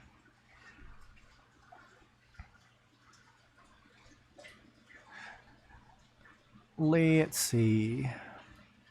Yeah, Nordic Reef is not a big supplier in the UK and Europe. Yes, yeah, we were talking about the German market. So I figured that unless Nordic is not doing business in Germany either, then yeah. I think Nordic or Danish. Yes, I believe that they are located there. However, I thought they sent all over the EU. Not that I would know. I do not order from there. Let's see. Douglas Campbell. You talk about water change and their importance, but what about things like the Triton method, which strives to eliminate water changes? You can strive all you want, but like I said, in large commercial setups, we will see how we will test your faith on that. It's like let's say I've got an SPS system that is 12 feet by 4 feet by however many inches tall. In that, I have something on the order of like 4,000 frags. And let's just say $30 a piece. 4,000 at 30 a piece. We're well into like new car territory. Would you risk that on a $30 water change? I probably wouldn't. So, yeah, there's methodologies that are kind of like, you know, the no water change thing. I know water changes work. Everybody else is asking me to take a huge gamble on the scale that I'm working. If you wanted to try it out on a smaller scale, sure, go ahead. But then again, at a smaller scale, a lot of things are obviously very different. So, yeah, I mean, the thing I like about stuff like Triton is that it's based on testing. That's nice. I mean, I think that people in general in this hobby don't test quite enough, but yeah, I definitely would not be going crazy on just like no water changes just for the sake for the novelty of no water changes, because when you break it down, water changes are simply the cheapest thing you could do with like clear and obvious benefits. Like I can tell which system last got a water change just from like one day to the other. So I mean, sure, it's anecdotal, but again, depends on how much you're willing to put at risk, because there's going to be no system of mine that's going to be smaller than 1,000 gallons. And those tend to hold a rather large investment. And I have done stuff to wipe out systems before. It's not that fun. Like, and so like ultra low nutrient. There's a reason why I'll never try ultra low nutrient again. So people ask me about like, oh, what do you think about like Aquaforest or Zeovit or something along those lines? And I'm like, you need to talk to the people that like their experience with it, because I did not like mine. Okay.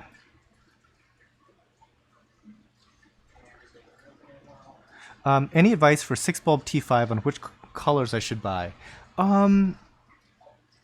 That's going to be a lot of personal preference too, because there's a lot of different bulbs obviously that are out there.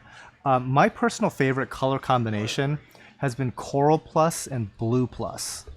Those two together, I think, just provide like a really nice aesthetic. Are these the Toxic Revenge guys? Okay, it's a little bit dim. Little bit. Okay, it's fine.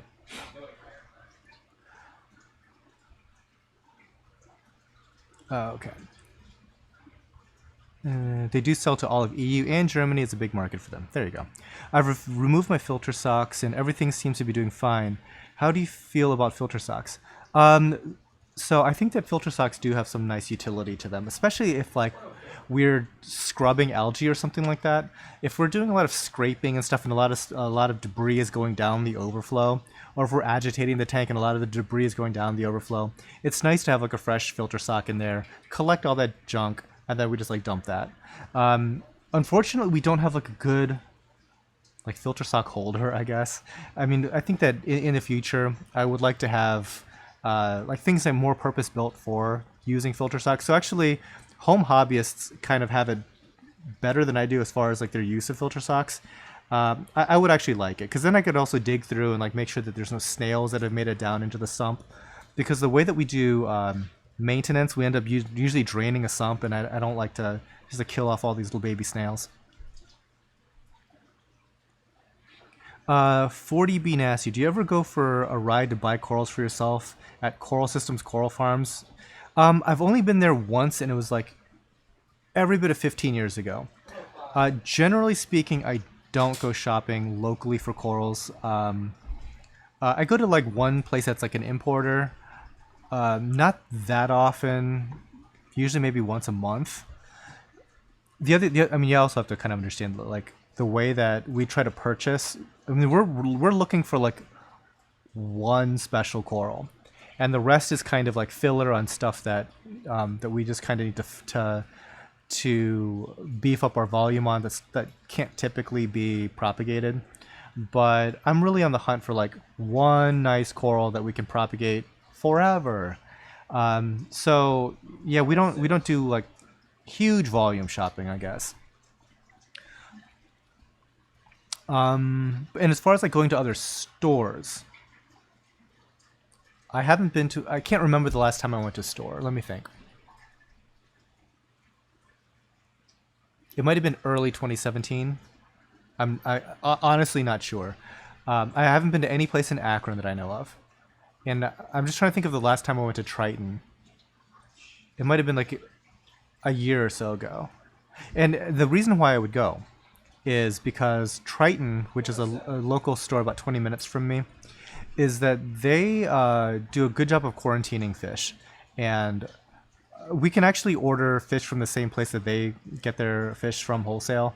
But there is a big value add for somebody to take that fish and quarantine it for like 2-3 months or however long they do it, make sure that it's stable and pest free and doesn't like fall over dead the next day, which can happen on mail order fish. And then I would just take that 20 minutes and it's back in my tank. So but it's been that long since I've really gotten fish, so there's that too. One obedience.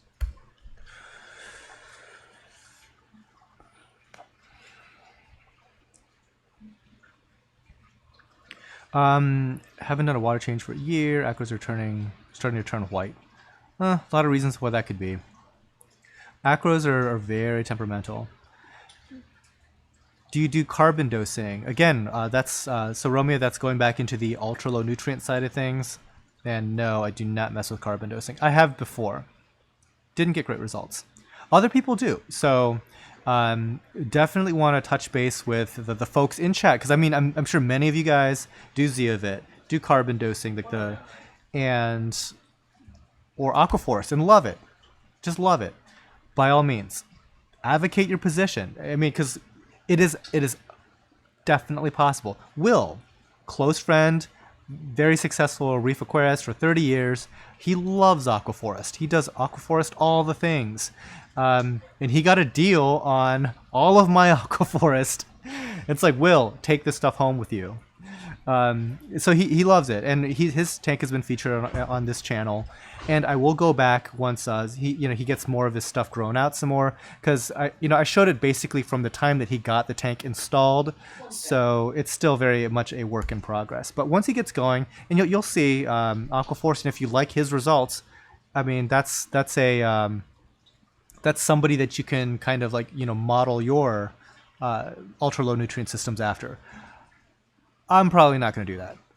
And here's the thing. There's other people in this greenhouse that would like to try Aquaforest still. So it's not just like, me just laying down the law. It's like, it's not my thing. If we do it, like my mom might even be interested in setting up an ultra low nutrient thing. I'm just not a huge fan. I got burned a little bit, so. Okay. Any tips on sponge care? No, I'm afraid not. Kevin Kershaw. Hi, Zeovit is very expensive on a small system. I think it's very expensive on a big system too. I think it's expensive, period. An ICP test would tell you why they're turning white. Yeah, it might. Could just be your lights too. 111. Let's see. Dwight Kirby. Hi, Than. How did the installation go on the new site? Hasn't gone in yet. It's not going to be for a while, dude. So, again, talking about Will, I was showing him some progress photos, just sharing it to him, and he's like, yeah, it's really going fast. It's like, yeah, and at different times, it's going to slow right down to a crawl. And I'm like, but they're working so fast right now. And sure enough, we're at that slow as a crawl phase. We have to do the electrical before we can do the installation. 112. I'm not optimistic about the electrical situation going on. I will leave it at that. That is my most diplomatic answer when it comes to electrical. I just like look at that, I just shake my head. I'm like, it's gonna be months before anything stops looking like a clown fiesta as far as some of that construction project goes. It's like, just have to roll your eyes and hit the bottle. Okay. Did you go with the spray foam? I wish I could. I wish I could go with the spray foam. I know that's the right call. It's just 50 grand extra. And I don't have 50 grand. I'm like, extra super poor right now.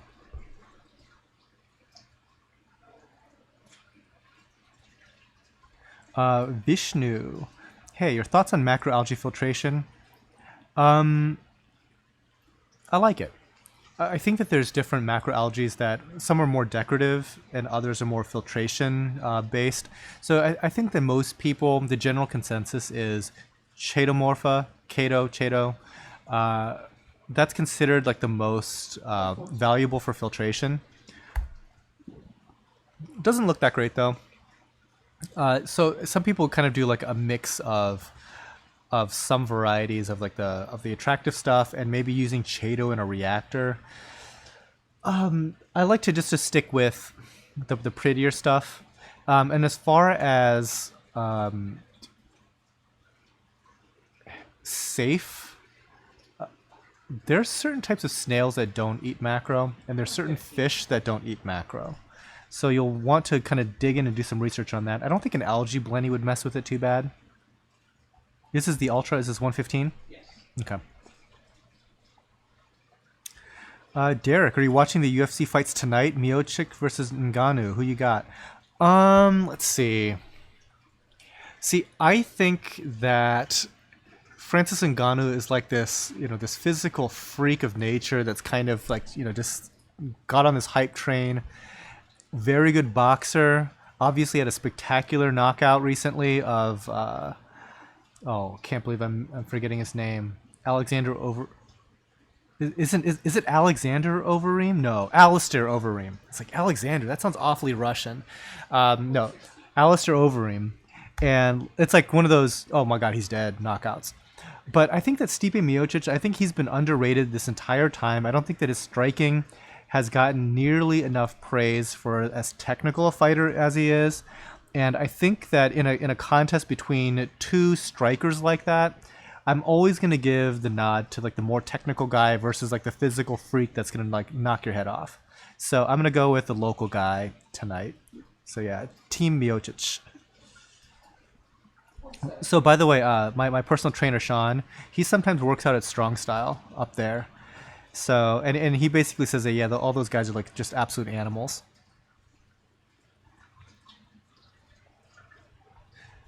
So like I'm sure like it's like a whole bunch of people in chat are like, the heck is he talking about? We're talking about mixed martial arts. So yeah, there's a UFC event going on tonight.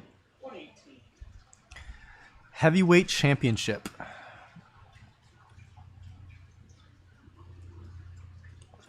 Noah, would you suggest GFO and carbon reactors? You could. We haven't messed with GFO in quite some time. Generally speaking, because we don't really have that big of an algae issue. But if you are looking to do GFO, just make sure you don't overdo it. Stick with the directions, or even go less than the directions called for, because it is possible to overdo GFO. And if you overdo GFO, you strip out too much, and the corals really kind of get this kind of singed, bleachy look to them. So you don't want to do that. As far as activated carbon, I like it a lot. It kind of removes all those tannins and stuff like that from the water. Gets it nice and clear. If there was any kind of like toxin kind of lingering in the water, helps remove that as well. I'm actually looking into possibly trying out some, ozone in the new building. So we'll see. Rogue snail was on aquaforest for a year, never got purple coralline to grow. That could be aquaforest, but it could also be lighting. I know that purple coralline does not like a lot of light, and it's very light sensitive. So right now we actually have a whole bunch of purple going on. Come summertime, it's all gonna go away. Let's see. John Latsu. I switched to Aquaforce 9 months ago. Great, though I switch off my skimmer 5-6 days a week and I feed more as nutrients too low. Yeah, so I've noticed that too. Like in Will's tank, I think that sometimes like it's starving the corals too much. I think that's definitely a possible thing to do. Yeah, I'm kind of on the make the corals grow as fast as possible rather than trying to elicit that specific starved out bleached pastel color look.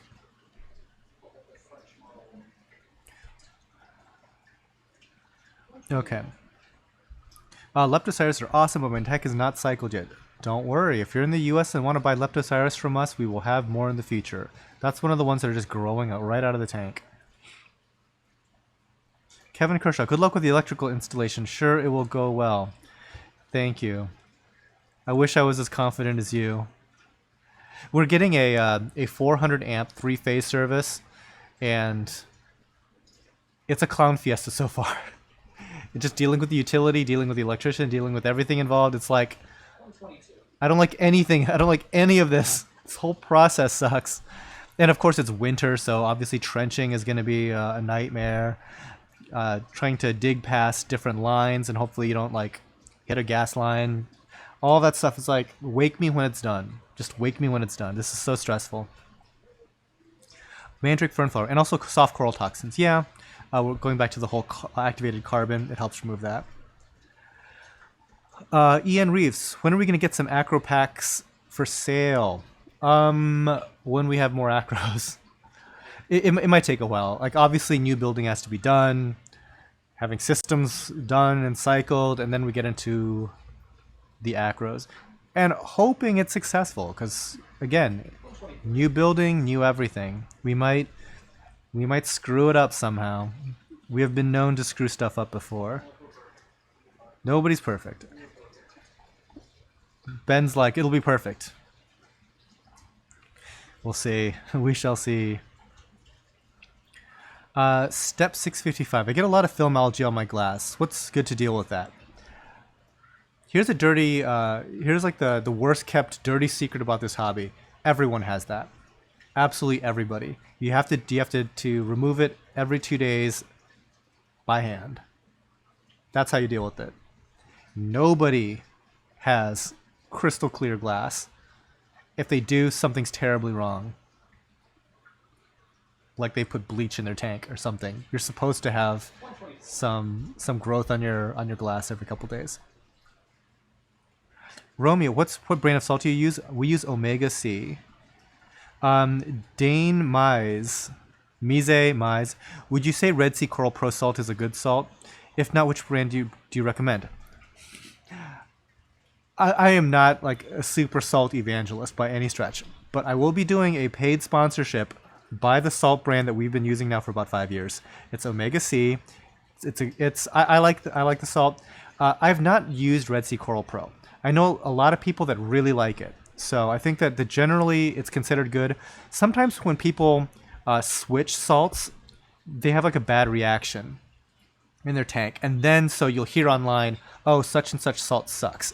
So sometimes I will hear that about Red Sea Coral Pro because it is made very, very differently than something like Omega or Instant Ocean or Reef Crystals and stuff like that. Their methodology is very different, so your first use of that salt could get you into that don't like it mix. So if you're gonna do a salt switch, you kind of have to do it slowly, judiciously, and kind of go into it with the possibility that you might have some wonkiness early on in the process. But generally speaking, I think people do like Red Sea Coral Pro.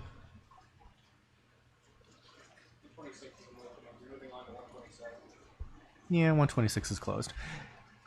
It probably got bit by a fish. So anytime that we put new corals into this tank to do the live show, there's a good chance that this big curious foxface might just come and like grab it and throw it.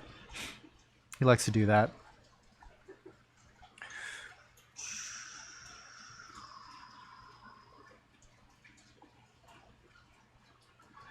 Okay, so just a heads up, I use Chromecast and watch this on my TV. The coral number is too far left to see, and the name of the coral and cost is too low, where a person can only see the top half of the words and cost. Okay, so give me one moment. Just see, this is the beauty of a live sale or a live show. I can move this ever so slightly like this, Now what the complaint is going to be is like it's going to be a little bit. So boop, I'll just move it just like that. So hopefully that's a little bit better for you. Now I do have another little thing down below. That's nope. Never mind. I'm not messing with that. Okay. So going back to here.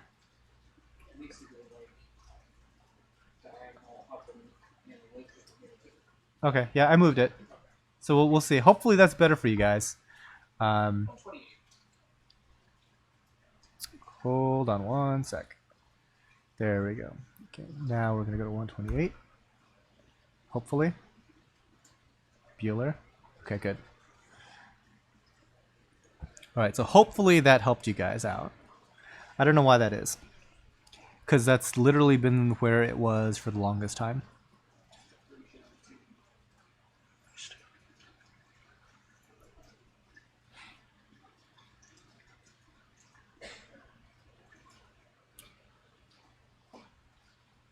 How do you feel about a planted tank with a micro puffer? I don't know. Do puffers like destroy algae? They might.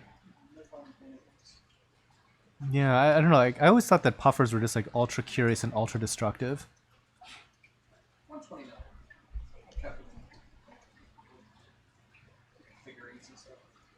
So Olga says the Red Sea coral pearls are very good for SPS. The blue one is good for all the rest.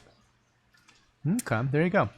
Yeah, I think that Red Sea in general is, I guess, kind of a well thought of company for a lot of different products. Like, you know, people like their test kits, even though we mainly use Salifert here. We do have a couple of Red Sea kits that are pretty good.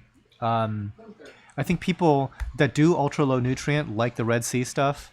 I know that Will did that before he switched to Zeovit, before he switched to Aquaforest. So I think, you know, he liked it just fine. Okay. I recently bought a Nephthia coral and it was very green, but these days it looks very white. Still thickens up though. Could it just be it's getting too much light or flow? If something is bleaching, it could be too much light.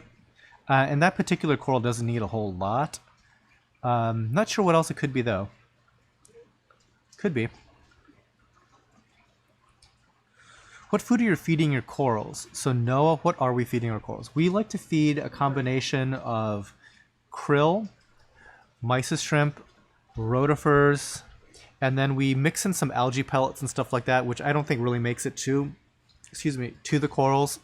Occasionally we throw in some random wild card thing just to give it some variety. So sometimes it'll be some powdered plankton product. There's a few different ones out there.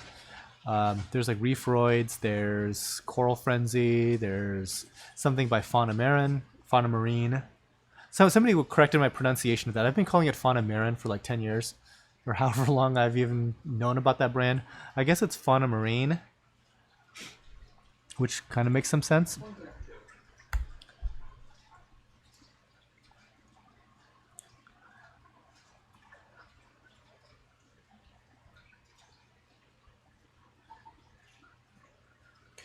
Douglas Campbell, just getting started in the hobby. Don't have an RODI system as of yet. What is the importance of trying to get the money for? What is the importance of it? Question mark. Trying to get the money for one now.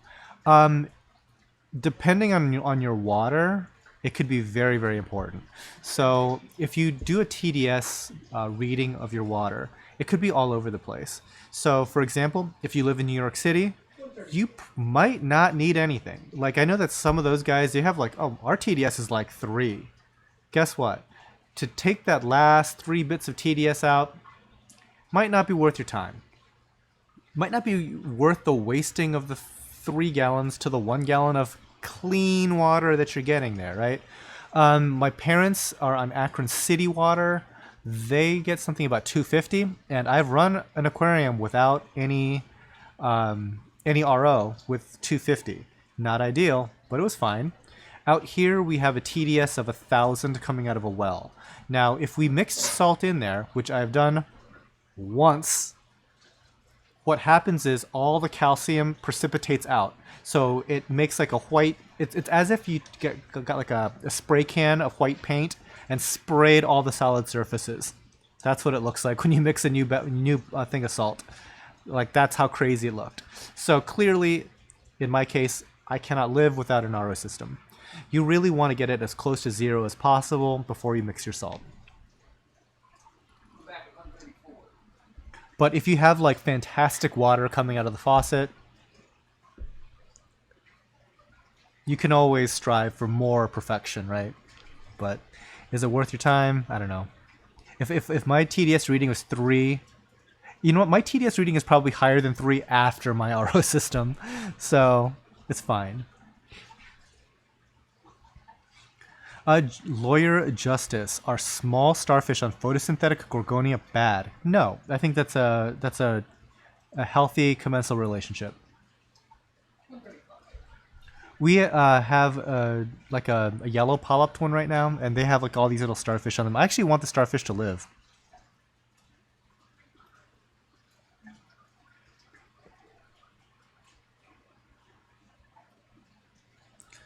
So Vishnu is asking about keeping display refugium with a bunch of different macros and some clams.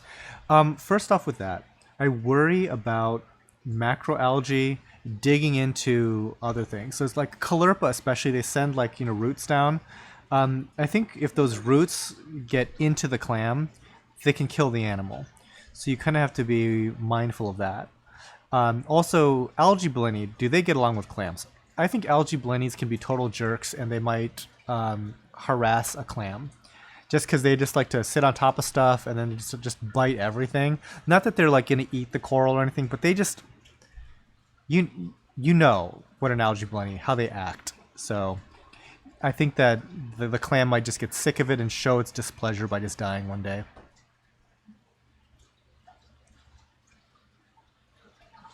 37. Tony, Than, no, Rainbow Montipora out of stock. Yeah, I think there was only one on the website, and I think it got purchased this morning. And there is one on the live show somewhere, don't know where.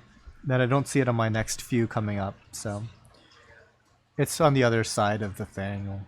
We'll see. Probably 50 away. 50 away. Okay. Howie Jones. I have 2 puffers in my 75 planted. They do not eat algae. Okay. 130. But they love snails and shrimp and are not destructive. Okay, there you go.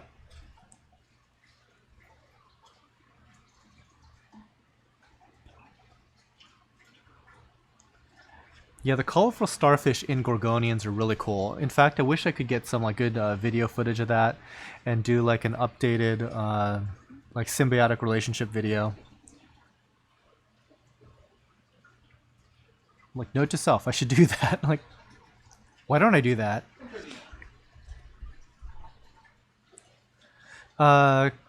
Coraline algae. Do you have any advice for getting rid of red bubble algae? My favorite fish to do that job is a foxface. Like, there's very few types of bubble algae, or of any kind of algae, that foxfaces don't love. One that I do know of is codium. It does not like to eat codium. But short of that, they seem to be very good about most types of macro, especially the decorative stuff. So kind of have to watch out for that.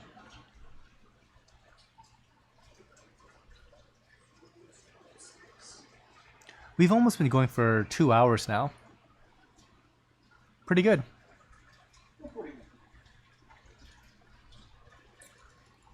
141. Jack McGinty, can I work for you, lol? Dude, I always joke about this, but sometimes it's not a joke. Tidal Gardens is a hostile work environment. Be careful what you ask for. Because what we've been doing this whole past week is like ordering up progressively hotter and hotter and hotter sauces and making everybody eat it. like, so let's just put it into perspective, okay? Carolina Reapers are not the hottest sauce we have. And so my mom tried the sauce hotter than the Carolina Reaper sauce today with her lunch. It was hot. 142. Yeah, and obviously, if my mom's eating the hot sauce, everybody else is going to be eating the hot sauce here. It's going to be forced down everyone's throats. Which, by the way, I know that Rico's Reef Tank wants to do like a late summer, early fall picnic here. Invite a whole bunch of other YouTubers and whatnot, and I'm pretty much going to insist we have like a hot wing challenge and live stream it. We're silly here.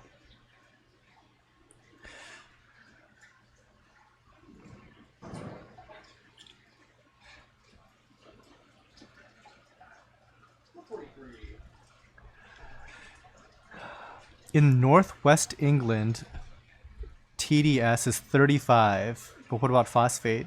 Live in the countryside, sheep, and other farm waste.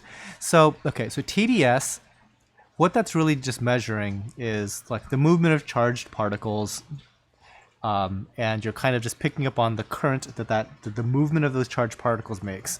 So, on one hand, so the more movement, that means the more particles. That's giving you like total dissolved solids. But it also depends on what those solids are, right?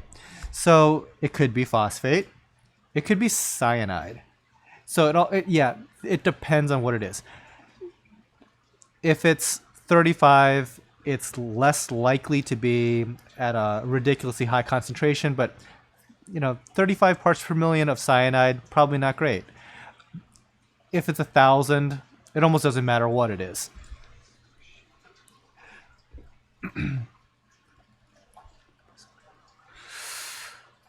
Okay, what's a snake coral? Never heard of that. It's an Isaurus. We're just being coy. It's kind of a nocturnal polyp. It's black usually, and it comes out at night. Looks like they're called snake polyps. We call them snake. So it's an Isaurus polyp. Step 655. Any future plans for international shipping? Not just yet. Something's always in the works. Always kind of like having conversations, but it could be a challenge. Just saying. It would be more like, how crazy is this? It would be more likely for me to open up a Tidal Gardens Europe and a Tidal Gardens Asia than it is for me to ship internationally from this location. So it's a long shot. Yeah, and so Ben's like looking forward to like a Tidal Gardens Asia. It's like, yeah, except that I'm gonna be the one over there, eating sushi and delicious handmade soba noodles every day. Weekending in Singapore. You just enjoy Akron here.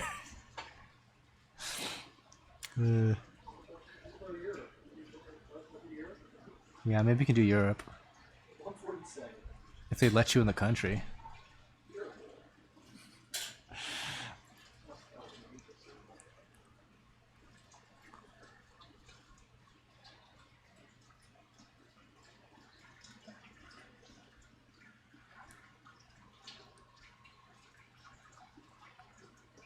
Lawyer Justice, I have a red centered and black and white leg starfish on my purple gorgonia. That's why I asked. Okay, cool.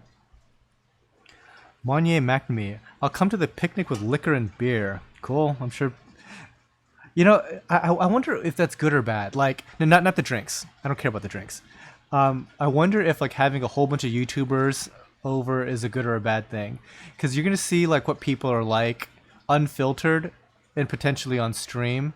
And you never know how that's going to turn out when like alcohol is in the mix with people that are like naturally like boisterous.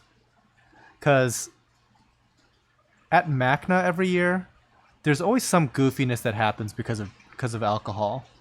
So you get kind of all these weird folks in the same area, and you have like a hotel bar involved, and dumb stuff tends to happen. Just saying. So we'll see. We'll see how that goes. I'm gonna keep an open mind.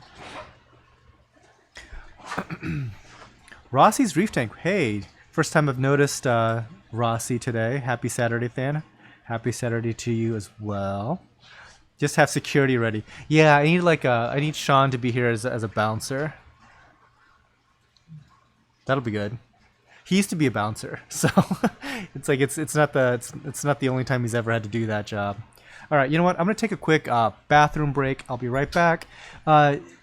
Here, real quick, I will say my thank yous to the Patreon crowd: Mark, Alan, Trevor, Kevin, Mark, Samuel, Phil, Robert, Ryan, Dave, Nate, Steve, and Christopher Curry, the newest. So if you wanted to become a patron, please check out patreon.com/HeddleGardens. And I will also go over the rules one last time, and I will be right back after I get my boots.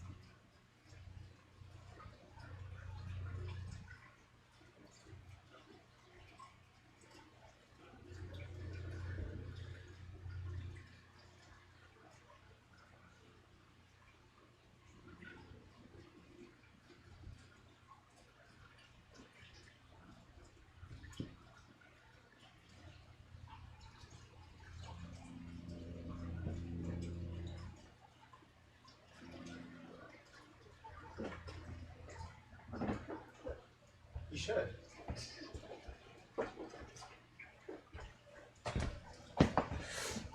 Oh, okay, I'm back. I'm back.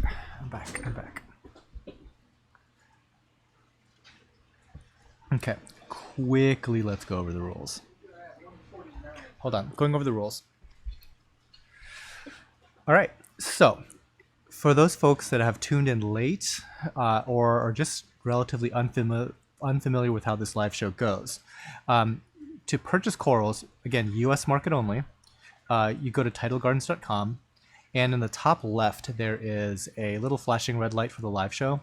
Go there, you'll see this video embedded, and then down below is a list of corals, hopefully now less than 240 at this point. Otherwise, it's like, what am I doing here?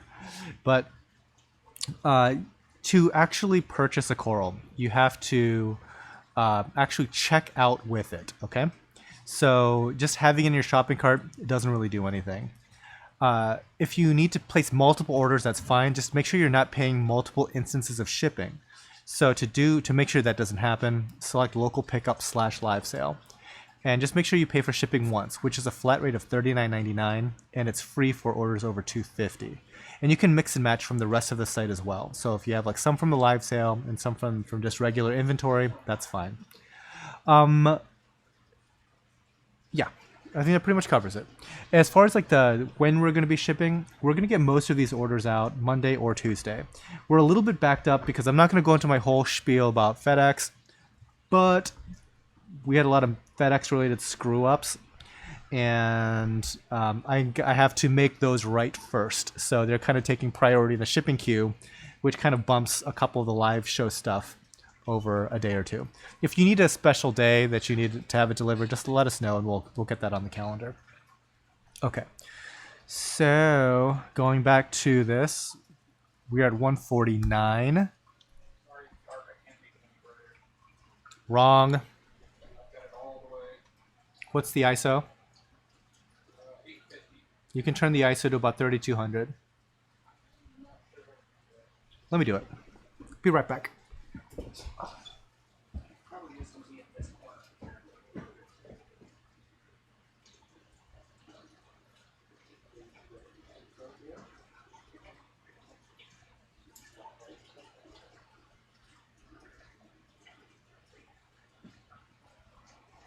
Okay.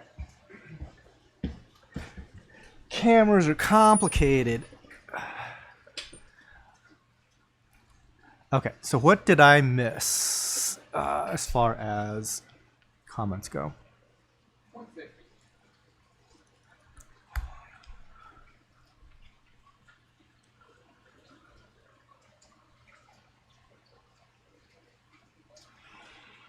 What typically causes zoanthids to melt?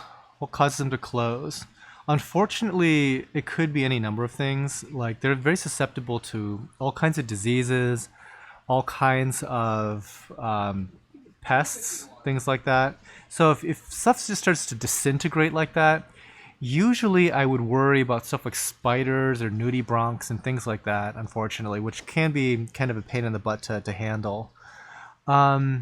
It's almost never just like lighting or flow or something like that's a tank related problem. It's usually something directly eating them.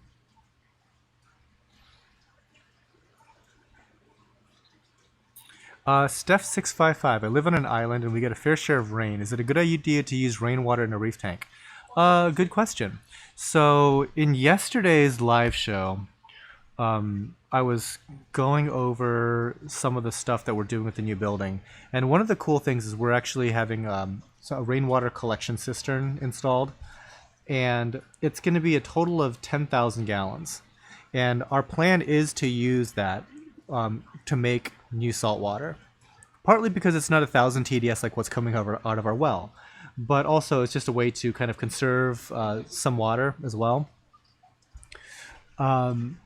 Yeah, and so I'm like looking forward to doing that. So what you have to make sure is that you treat the water obviously before using it.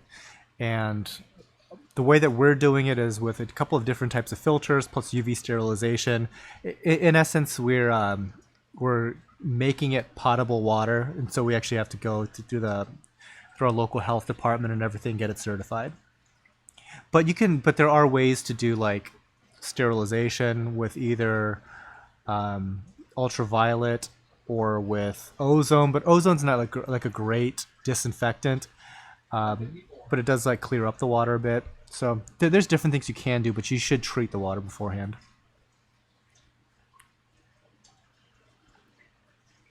Rossi's Reef Tank. I would just like to say that Tidal Gardens corals are cut above the rest, so please everyone support this wonderful channel and quality coral company. Oh, thank you very much. I so appreciate it. I'm glad that somebody out there thinks that, because sometimes like it's not always like sunshine and rainbows. It's like sometimes it can just be like ugh. So it's great to get that positive feedback. I mean, just like I was on Rico's stream just yesterday, and he was kind of like sad. I was like, aw, because I mean, maybe he wasn't sad, but he was kind of like, yeah, YouTube can be hard sometimes. So it was like, yeah, so it's good to be appreciated for the time and effort it takes to do this.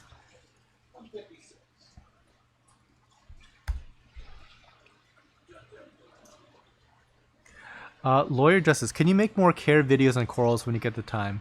Yeah, a lot of it depends on. Oh, finally, by the way, this is that rainbow that we kept on referencing.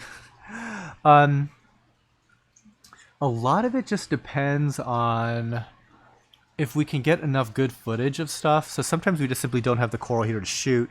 But over time, I build up shots of coral, and finally when I have like enough to go off of, and I can script something and put it all together, I do put out a video. But I am kind of getting more into like doing coral specific stuff, so you should be seeing some more of that.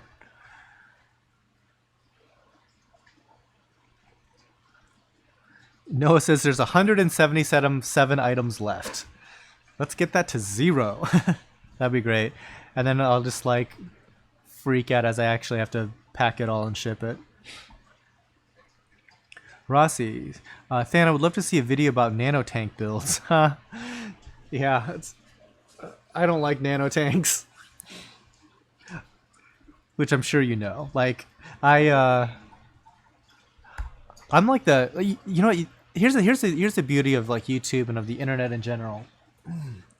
You can find a million people with nanos that you can get input and feedback on. I want to make the giant tanks. So my show tank in the new building, I want to be just enormous, like dangerously big. And that's kind of like that's my thing. Yeah, I'm not one of these like that wants to like put like a small tank on their desk because I have big giant fat cats that would just love to push something like that over.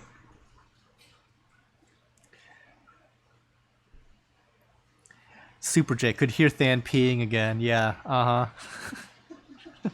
they love to troll me with that. One time, that was months ago. And you didn't even hear me peeing. That was like a hose that had been running the whole show. News. Yeah, total fake. Kelly Colliner. Hey, Than. Haven't seen you in years, like 10 years. How is it possible that you haven't aged at all? Can't wait to pick up my purchase and check out your updates. Aw, thank you very much. I think it's CGI. I think I'm like, this is like an Instagram filter that you're seeing online here. It's like it just covers up all the wrinkles and puts hair on my head or something. Kevin Kershaw, sounds like a lot of work. Keep up the good work. Thanks. Yeah, you know what? People don't understand like how much work and effort it takes to do a YouTube channel. So like, you know, the people that hate on YouTubers and stuff. I mean, okay, I get it. Some YouTubers 100% deserve the hate, but like, you know, smaller channels or like up and coming channels, give them a break. It's a lot of work. Like I watched like Coralfish 12G's last video, and it's like he's developed a good audience, you know, being like an entertainer. And like I watched that, I'm like, there's no way I want anything to do with that amount of work to act and to edit something like that. Heck no. And it, like I'm going like in the opposite direction. I'm like, I'm not even gonna show up on camera. So no, it takes a lot of work to do it. So there's a very few people that are actually getting rich off of it. Everybody else is just in the struggle. And YouTube made it harder for smaller YouTubers. So like if you see like a small channel that you really like, support the heck out of them because it's not trending towards smaller channels on this platform at all. Let's see. Coral Chief. Seems to be a lot of people with a Fluval Evo in the room today. Yeah, I don't know. I've never even seen one. Like maybe I did see one like at Magna, but I didn't pay any attention to it because it was a nano.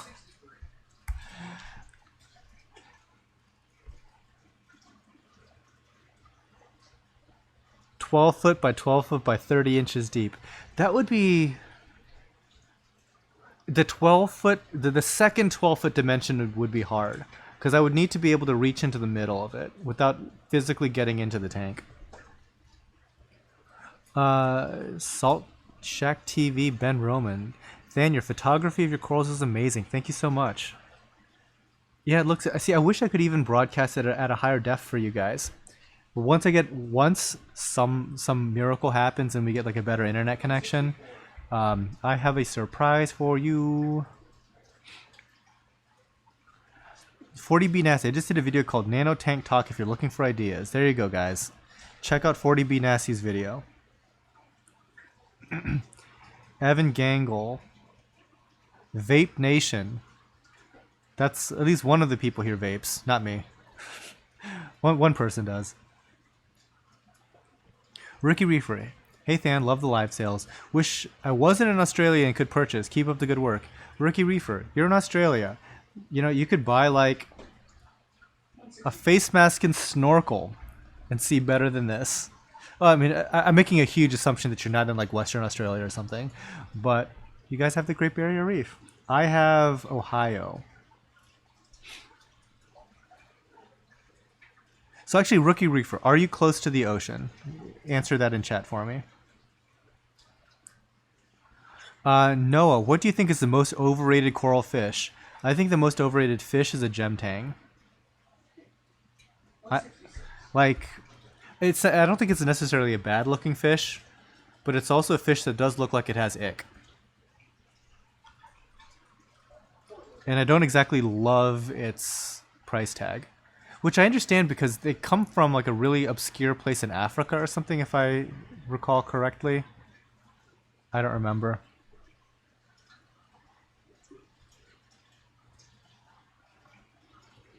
Rossi's Reef Tech. I appreciate the building videos. It's amazing documentation. I learned that I would never attempt such a thing. Yeah, it's It's not for everyone. And I think that like the fun stuff doesn't happen for about 12 months. Everything else is just bleh.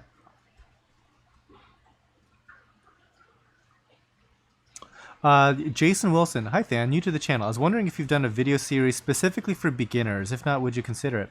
Now, I haven't done a series. I've done like one video about just some tips that I wish that I knew when I first started, sort of thing, for targeted for beginners. It's gotten the most number of likes and the most amount of hate of any of my videos, I think. So go find that. But no, I haven't done like a video series, like a start to finish of just beginner related topics. It's fertile ground, certainly. The other reason why I haven't done that is I literally don't have any room to set up an aquarium to even demonstrate any of this stuff. So, like the greenhouse, believe it or not, is not a good place to be shooting, as we're shooting stuff in a greenhouse. But if I was able to do like more in like more of a studio setting, like BRS does like a great job. In fact, I don't even know if I could add a lot more to what BRS is doing, except throwing my own opinions on top of a lot of like the empirical evidence stuff. But no, it's definitely a good topic that could make for a nice series, and I would consider it, yes.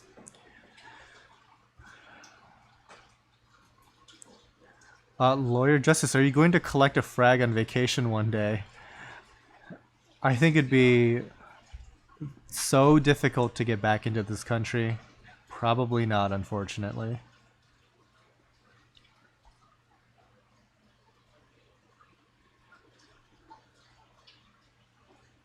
Yeah, good point. I'm 5 hours from the Great Barrier Reef, 10 minutes from the Gold Coast. Yeah, it's like I wouldn't be a reef aquarium hobby. I'd be a diving hobbyist, except that saltwater crocodiles freak me out. Like I'm not afraid of sharks. To a large degree, I'm not even afraid of white sharks. I am afraid of saltwater crocodiles. Like the last thing I want to have happen is like me to go be like, paddling along and just get jacked by some dinosaur. Like that sounds terrible. And from what I understand, like saltwater crocs are like super smart. They watch people. And if they see that person again, they like know kind of the route that they're going and everything, and they just set up and ambush people. So yeah, I'm like super scared of when it comes to crocodiles. Don't want that. Yes, gem tanks come from Mauritius, east of Madagascar. Yeah, that right there is why it's expensive to get. Let's see, Than, will we see you in Mackna, Maccna, New York? Is Mackna in New York? I thought it was in Las Vegas. Sorry, I'm behind. That's a snake coral. Isarius polyp. Snake polyp. I was not planning on it. Monnier, will the new building have a studio? Yes, it will. Have a nice big one, too. I'm looking forward to it. It's going to be on the second floor. What's a good range in phosphate for acros as long as there's consistency? Very little. Not necessarily undetectable, but what is good? Is it like 0.05 or something? Like whatever's in natural seawater,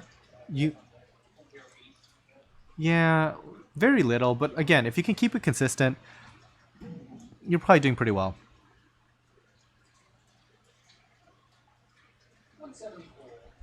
174 pipe organs. Did a video on those recently.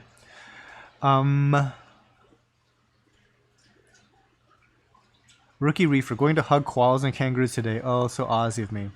I heard koalas are mean. So good luck. Hopefully that's nice. Razorblade, please help me mess with my friend. Say, hello, Dr. Fred. Hello, Dr. Fred. MRDNGG, do you recommend putting a wild coral frag in your tank? There's a lot of stuff that's kind of quote unquote wild coral frags. So it's probably fine. You'll want to do dipping. You'll want to do quarantine if possible. the thing about wild versus aquaculture, there's certain amount of risk that gets kind of attenuated when you have stuff that's been propagated. You kind of you don't have nearly the risk of stress from transport. You're less likely to bring in pests, things of that sort. And I think generally speaking, stuff that's been in home aquariums for multiple generations tends to do very nicely. And whereas like the same coral brought in just fresh off the boat, so to speak, can struggle. Euphilia being like top of that list.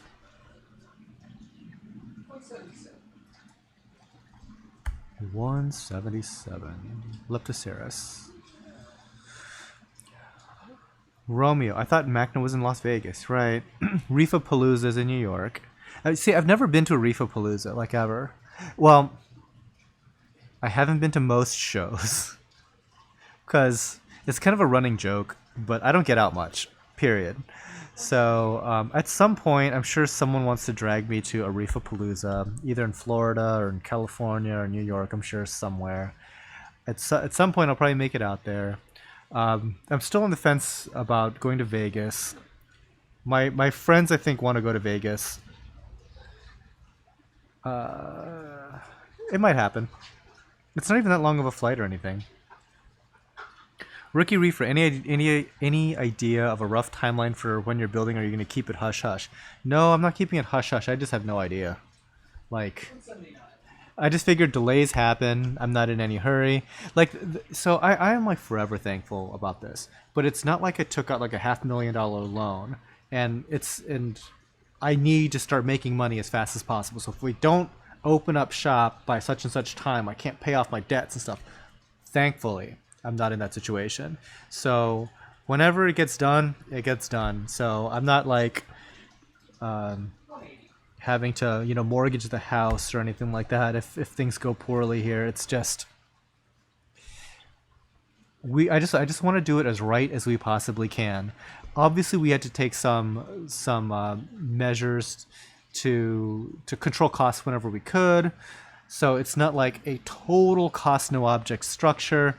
But I want to do it right, especially like once we start to do the tanks themselves. That's going to get more cost no object, but we'll see. Hopefully, by this time next year, I won't be in a greenhouse doing this show. I'll be at the other building doing this show. No, what was that white stringy thing in the pipe orchid? No, I saw that too. I don't know what that was. It could have been like a worm of some kind. The white one? Or maybe it was the purple one? But there was like some white stringy thing at the bottom. I saw it too. It could have been like... There was all kinds of weird inverts. No, it wasn't that. It was like a white stringy thing. It was like really, really fine. Okay, Rico's Reef. Live show and my clowns are laying eggs right now. Oh, very cool. I've never reared clownfish before. I have had them lay eggs here before, but that's it.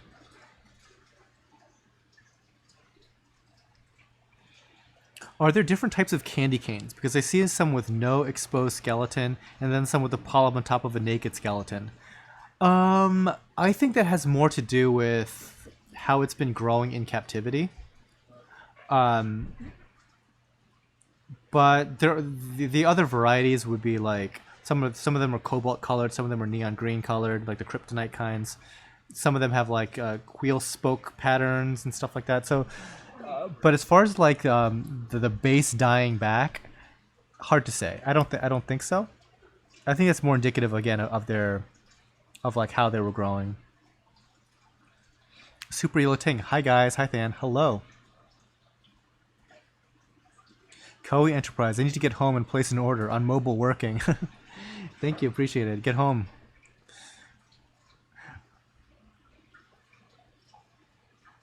Romeo, do you have any other pets? As you can see in my profile as a dog, I have 2 cats. I'm like a crazy cat person.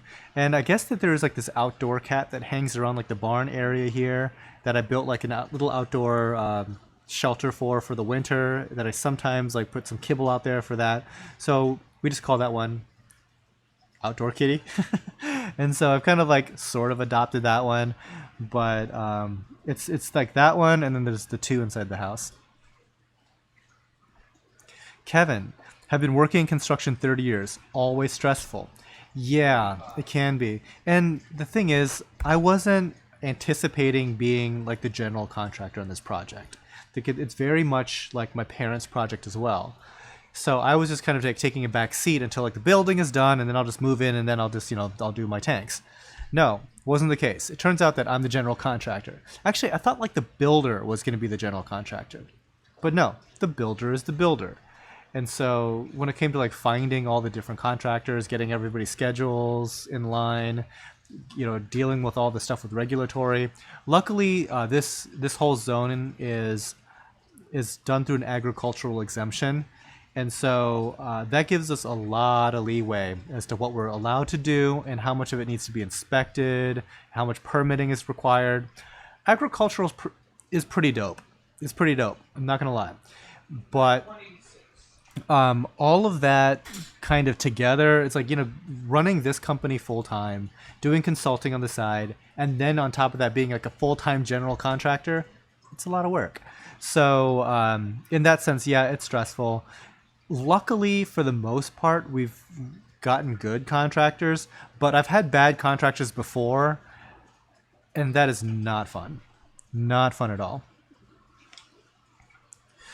Jason Wilson, how often do you do these live shows?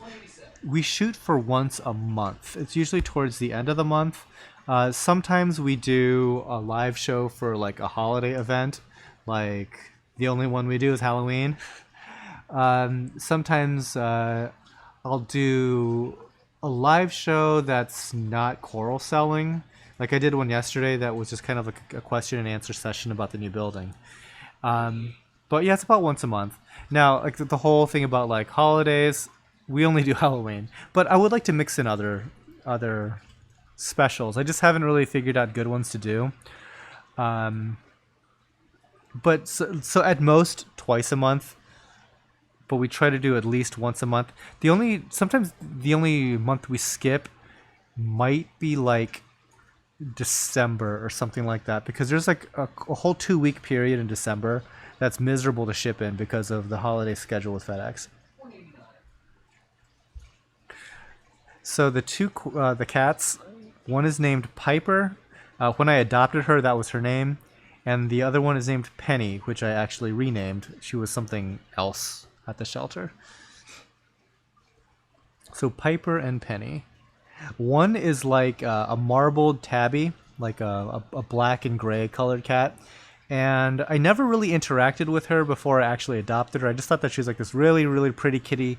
And I adopted her, and she turns out to be really, really mean. She loves me just fine. I think she generally dislikes every other person and the other cat. The other cat fell in love with her the moment we saw her. She was like super friendly and is still super friendly, except at night she comes and scratches and bites me while I'm sleeping. So she's like really cool to everybody else and draws blood all the time with me.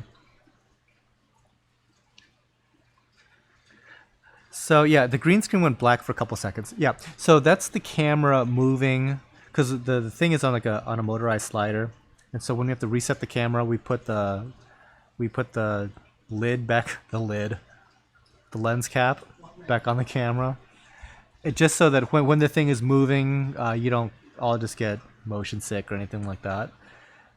So it's not a defect or anything like that. It's just physically moving. Oh my gosh, I suddenly got very hungry. Like I just, sometimes you go, and all of a sudden it just falls off a cliff and you're just hollow. That's how I feel just now. Oh, here's chocolate. This would be great. Thank you, man. So sorry guys, I know you guys don't like me to eat on camera because I make like noises, but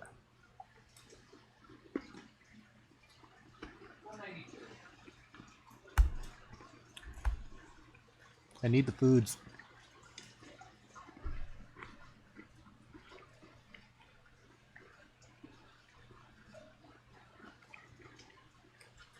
Just reading chat right now, getting caught up.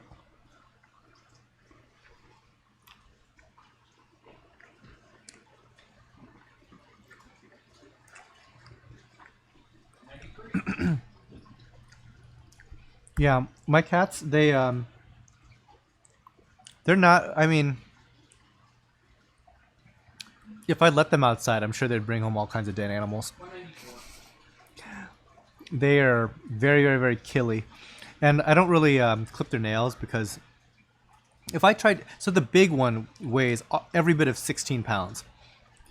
And she's a really, really strong animal.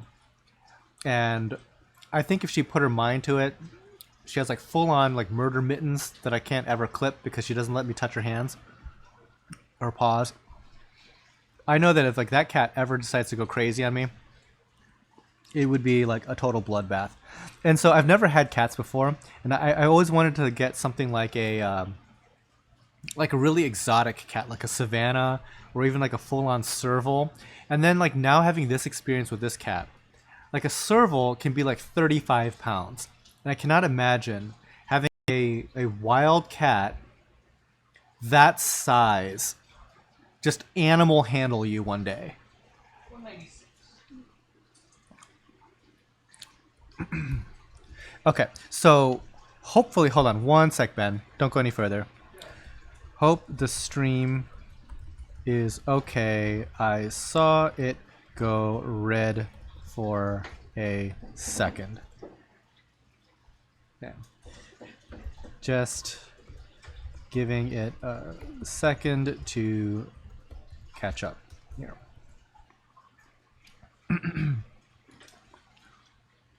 Okay, is everybody still there? So yeah, in chat, okay, so right. Get a declawed. No, never. I'm not that guy. Absolutely not. Let's see. Okay, so Rookie Reefer missed your question earlier. Ever get a random acan that just starts to recede? I fragged a bit and then 98% grows, 2% recede. Yeah, it's actually a fairly sensitive coral. That's not atypical. Any Acanthastra or Micromusa lords or just acan echinata from before? I don't think that we have any lords in this one. 97's closed.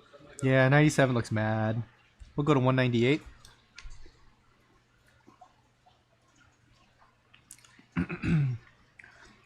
What iodine test kit do you recommend? I don't know if there's any good ones. I think Salifert makes one. Red Sea one might be good. I don't think that we've ever used it though.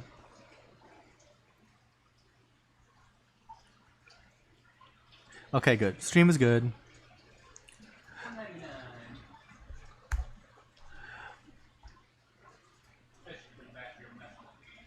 Yeah. See, this like this is what you gotta love, like live streaming. It's you have fish. They don't care. They don't care that you're on air. They're like, oh, I'm just gonna mess with these new polyps that I saw. Sometimes when you get like you get stories of a foxface or a tang eating coral. It's not that they love to eat coral necessarily. It's just a lot of times it's a newly placed frag. It's novel to them. They'll just be like nibble, nibble, nibble, just because they're curious. And so unfortunately, that is our live show. We put corals into these tanks that are brand new, and all these fish just are so curious, naturally curious animals. Lucho. I'm curious about coral shipping. I think I'd be scared to buy livestock without being able to see it in person. I guess it's like buying clothes online. Your flat frags look great, by the way. Yeah, there's something to that. I think that it's very difficult to gauge online what corals are. The best we can do is show a video of it under two different types of lighting. But I'll tell you a quick story. So we sell mainly retail, but I have sold, I guess, wholesale to my distributor because like he'll buy 100 of some particular coral, like 100 Wowzoas, for example, let's say. So I also shop, at that importer. And one time I went there, I'm like, sweet, that's like a really interesting Montipora. Bought them, brought them home, And it was one of those corals that I had sold to him like a week before. So it's not just like, oh, it's difficult to tell corals online. Sometimes it's difficult to tell corals in person if you're used to seeing a coral under a certain kind of light at a certain angle. And now it's under a different type of light at a different angle, like top down rather than through the glass. It looks completely different to the point where I'm literally growing that coral. I see this coral every day, and it still looked different enough in somebody else's tank that I would purchase it. So, yeah, it's tough. It's tough no matter what, and you kind of have to develop an eye for it. I have to develop an eye for it clearly, because by the way, this story didn't happen like 10 years ago. This happened like a month ago. So it's like, yeah, it happens. And the other thing is corals change color. Sometimes it's not like, oh, my mind is just playing tricks on me. I guess we did have that, whatever. No, certain corals will absolutely change color dramatically. And so sometimes you buy that new coral, you put it into your tank. Sure enough, it's incredible. And after about 3 weeks, it turns into something that you already had before. It was just like the different lighting, different chemistry changed everything. Noah, what are your plans for the show tank stocking wise? I have no plans yet. The stocking part's going to be easy. I imagine that it's going to be more SPS dominated, but it's also very likely just to be a mixed reef. I like how mixed reefs look. Um, we'll see. We'll see. I'm going to keep my options open. I also have some pie in the sky ideas as far as aquascaping goes that might be kind of interesting to see if we're actually able to execute on those plans. Somebody was asking about how to propagate zoas. Trying to give you like the kind of the more PC angle, but manage the risk how you see fit. If you're worried about it, by all means, protect your skin, protect your eyes, all of that. It is a very deadly neurotoxin. If that particular zoanthid does have palytoxin, it doesn't take a lot to ruin your day.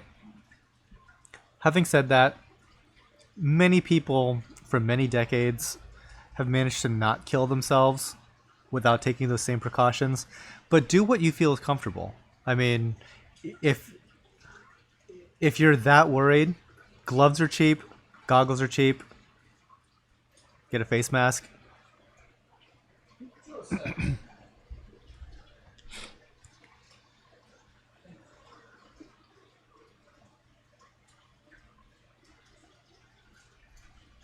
Do you import much from Australia? So the importer that we work with, he does. I don't know who. Well, I do know like some places that he orders from, but I think that there's like multiple places in Australia that are popular. If you do like a search for Australian exporters or something like that, I mean, there's like the usual suspects. I'm sure it's very much the same sort of thing. No secrets there, really. I've even met one of them. One of the guys actually came here to the greenhouse, and we talked about a bunch of stuff. Eco Marines. That sunburst Montipore is stunning. Yes, it's one of my favorite plating Monties. So there you go. I mentioned Eco Marines before. So for some of the UK crowd, you guys can ask Eco Marines if they sell to a store locally in your area.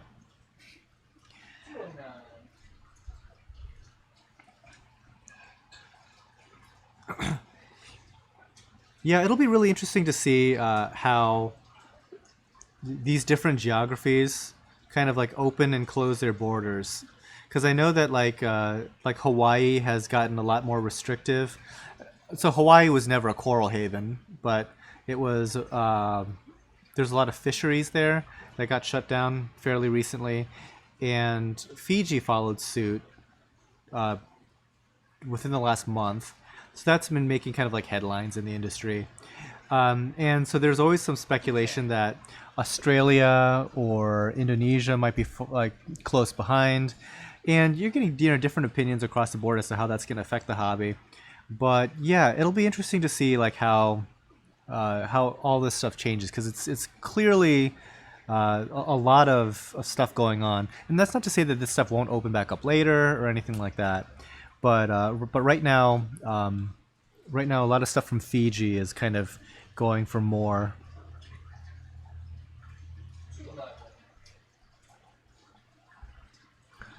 How is microfavia different from regular favia? I don't know. When it comes to favia, there's so many different like favids, like that entire family of coral, that I don't know if it's completely like super well fleshed out and documented, and classifications change over time. So recently, Acanthastria lordhowensis was reclassified Micromusa lordhowensis. So people before were always wondering like, what's the big difference between acans and Micromusa? They seem pretty darn similar to me. Well, it turns out that a lot of people in the scientific community agreed with you. And yeah, it turns out that, yeah, maybe these aren't Acanthastra, these are Micromusa. And so they just flipped that label. Certain types of symphilia were recently reclassified as Australophilia. So when it comes to favia, it would not surprise me if those categories are constantly in flux, because there's a whole bunch of stuff that's like, what is a favites? What is a favia? This thing's kind of in the middle. This thing has a different polyp structure altogether. Why is this one a favia? And what is that other store over there? Call it a favites. Most of these stores, by most I mean like nearly 100% of them, they're not into like the taxonomy game. Like, we're not doing DNA research. We're not at the cutting edge of all the recent scientific publications. I only personally know one person that is. He's the zoanthid professor that's in Okinawa, James Reimer.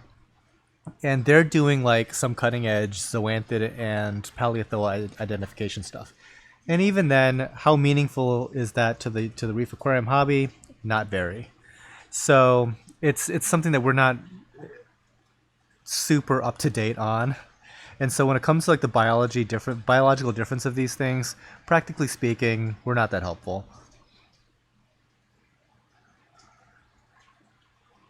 Murphy Jones, wish you were selling in the UK.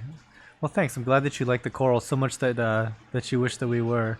Hopefully one day that we might have an overseas presence. Currently we don't.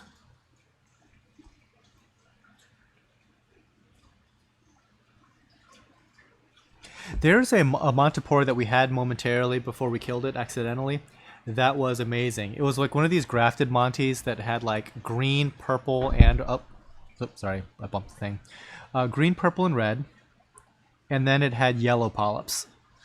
And I'm very, very, very, very, very eagerly awaiting the time that we can go and get that coral back again, and this time not kill it.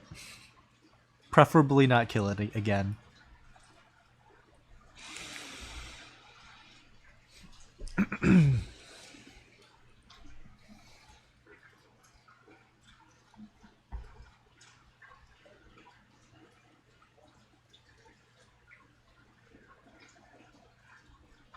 Wish we're selling in Canada. So, I'm just not up with the whole import-export game. I know that like there's some corals that don't even require CITES, like soft corals, things of that sort. So, we'll see. Let's see. Than, have you ever propagated Turbinaria heroinensis? Yeah, those are called the hero scrolls. We never bought them. I've seen them before. I thought they were kind of interesting, and I saw the price tag, and I'm like, I don't love them that much, so we didn't buy them. So no, I have not tried it. But Turbinaria, generally speaking, are not that difficult to propagate. Yeah, not too bad. Urban reef, meteor shower corals. Are the corals hardy? Yes, for the most part. The one kind of care tip that you really should pay most attention to is lighting. Most Cephastria don't really like a lot of light. So if you're hitting it with too much light, it's gonna really take a toll on them. So if anything, like a darker tank, the better. Sounds like so counterintuitive, but you want some dark areas, and definitely don't blast it with light. What's the blue with yellow polyp Cephastria called? Harlequin Cephastria maybe. And that okay, so I'm never like a coral name guy, but there are uses. Like he was just saying, like what's the coral with the blue with the yellow polyps? It's like I don't know. Could be a couple of different things. But if somebody said, "Do you have a Harlequin Cephastria?" I'd be like, I know exactly what they're talking about. Immediately, like a picture pops into my head. So I guess like in that sense, sometimes these names are a helpful thing, even if they're a bit silly.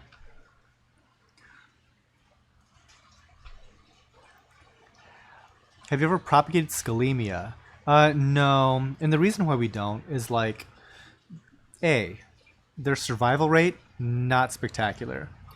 B, when you're in the business of selling scolies, guess which ones sell last? The circle ones or the not circle ones?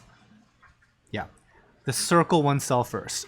So that even like affects my purchasing. If I see a scolie with great color, but it's like not that perfect round donut, I'll probably leave it because just that irregular shape alone is gonna make it sit around long enough that something dumb's gonna happen. A rock is gonna fall onto it. A fish is gonna like bite it too hard. And it's gonna just get an infection and die. Who knows? But I'm gonna be stuck with it longer than I would like. Cutting it and then waiting for it to then turn back into a circle, not happening in my shop. Oh, by the way, did I mention that they don't heal that well? You could cut it and both sides just die. You could have just been out right there. It doesn't make for a great candidate for propagation, unfortunately.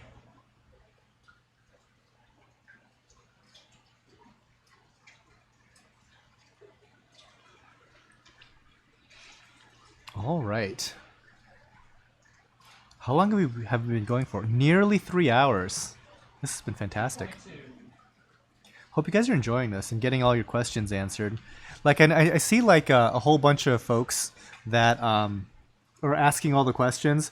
By all means, like, I may seem like more of a jerk than I appear, but I will answer questions. So don't be shy. I know there's a lot of people just kind of like hanging out and lurking, but don't feel that you need to even ask me questions necessarily. If somebody else in chat has got some insight that you're interested in, by all means, like, talk to them as well. It doesn't always have to be me holding court, is what I'm trying to say. I'm not that much of like an attention whore, as I have my own show. Carl, I changed my water today to buy corals in the sale, and a clump of salt landed on my plate coral. Now that and near my hammer is not opening. Anything to worry about? Well, it's not great, because what you kind of did was you just kind of, caused like a little burn there. It should come back in the next day or so. It didn't like that, trust me.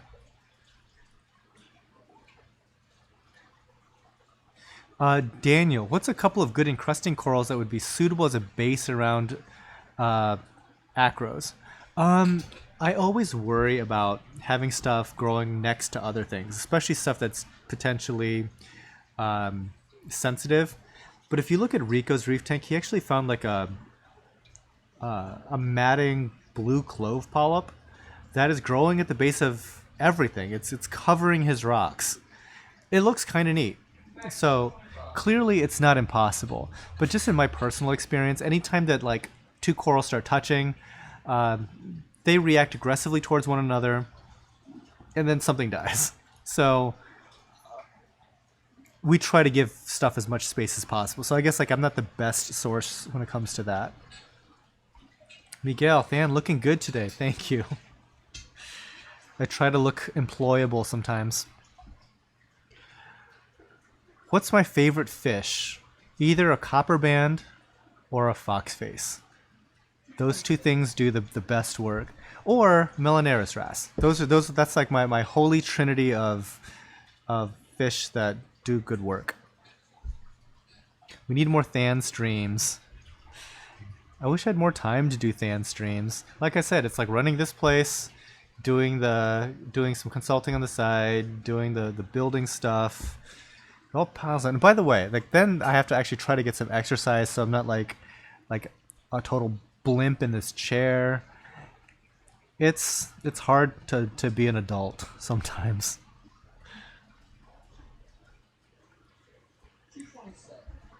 227. If I started a new tank, what would be the first coral that I purchased? I'm pretty selective nowadays. Like I'm spoiled in that I've got a lot of corals right now. So it's not I'm not like, hungering for something like super duper crazy. But I think that it'd be cool to have certain like themes around tanks. If you have like this embarrassment of riches where you have like multiple tanks you can play with. I would love to have a tank that's just like full of bounce mushrooms. Are bounce mushrooms silly and overpriced? Possibly. I made fun of many of my friends that had purchased bounce mushrooms for $500 and they went on to fund their whole life as if that was like bounce mushroom bitcoins or something, and they're laughing as like they're building like a new house with their bitcoin or their bounce mushroom money, and they're gonna like go get a private island with their bounce mushroom money. So I was the big loser on that. But I think that if you had an entire tank like kind of like dedicated to some like really niche type thing like that, it might not be the coolest thing, but it would be kind of interesting. So maybe something like that. I think like really crazy SPS, like the ones that are like truly colorful and like knock your socks off, mind-blowingly pretty to look at. Always up a game for that. I could even like think of doing like something with tremendous amounts of movement in it. A lot of like pink goniopora, or even lots of anemones and frog spawn and things like that. But kind of like different flavors that just to show like how different certain tanks could be. Matthias Wagner, any guess what the next fad coral will be? You can never see the fads coming. That's the thing. You can never see it coming, and it always goes in cycles. If you would have told me that mushrooms would be a thing, like jawbreakers, I mean, Discosoma have been around since forever, but suddenly jawbreakers are on the scene. They want $1,000 each. You never can tell. It could be anything, and it'll be those things again.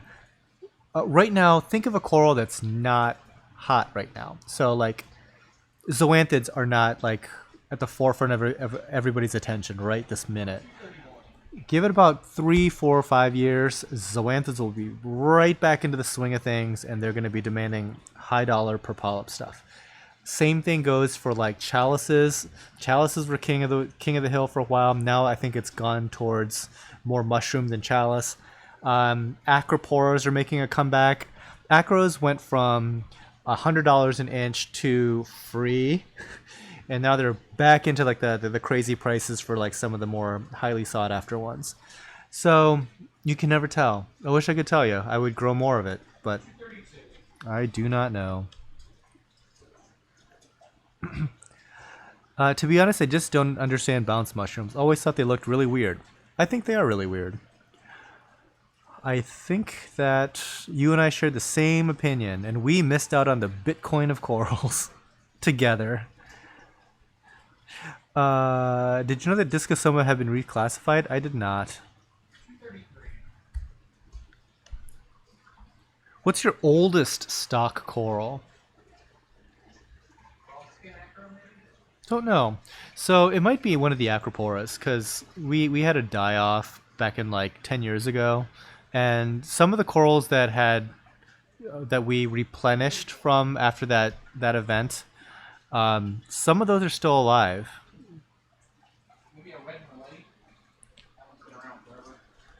Yeah, we've had a red Blastomussa merletti that I had purchased on eBay as a Blastomussa wellsy, and we've kept that one forever. Like that's kind of like the beauty of aquaculture. If you're doing it well, you buy stuff once and you keep it forever. And I would say that I have not that great of success doing that. That's what's the frustrating thing. Like I should be in a position where I never have to buy coral again. But like looking back at my old photos, going back 5, 10 years, it's like, okay, for whatever reason, those kryptonite zoas don't want to participate. Yeah, like just looking back at old photos, like I'd say that 90% of our stuff that we've ever owned is gone. Now, granted, they didn't necessarily die, but they're gone. Like so, they might have gotten sold. Like maybe we got like that offer that make me an offer that I can't resist. What's the phrase from Godfather? Can't refuse. Can't refuse. I got a couple of those offers. It's like I don't want to sell that coral. I'll pay you $800 for it. Maybe I do want to sell that coral. That sort of thing has happened before. Actinodiscus. Actually, I don't know if it got reclassified as actinodiscus, but actidiscus or actinodiscus. It used to be that like when I started into the hobby, like around 1995. Not that that's not when I started the hobby, but 1995. A lot of stuff was actinodiscus. And then more people call it discosoma now. Who knows? There was some place calling Recordia anemones. Corallomorphs and anemones, similarities. How's the huge warehouse going? It's coming along. We've got the ceiling up. There's the concrete floor has been poured.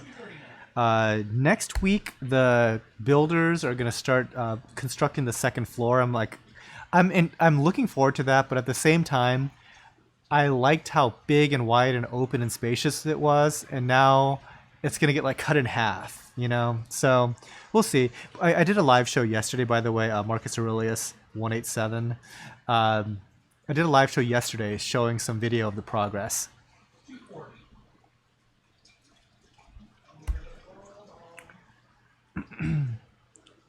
Make an offer you can't refuse. Yep. How's your cat doing? Still fighting? Oh, every night. Oh my gosh. And the weirdest thing is, like, I'm a relatively new to the whole cat person thing, but the weird thing about my cats is that it's very time and location dependent. So during the day, the big cat bullies the small cat. At night, the small cat bullies the big cat. It's so strange. And in any time of day, if the big cat jumps up onto a high place, small cat, which usually will get bullied during the middle of the day, immediately jumps up and bullies her right off of that. By the way, we had a typo on zoanthids, so fixed it for you real quick. Okay, so we're at 241 Aussie elegance coral. Let's see, Rookie Reefer. If you're enjoying the stream, just picked up the stunning frag from Than. Make sure you hit the thumbs up, guys. Thank you. Actually, how many thumbs up are we at right now? Let me check real quick. 102. And a thumbs down. Can't make everybody happy, I guess. But yeah, any amount of love you can give, I appreciate it.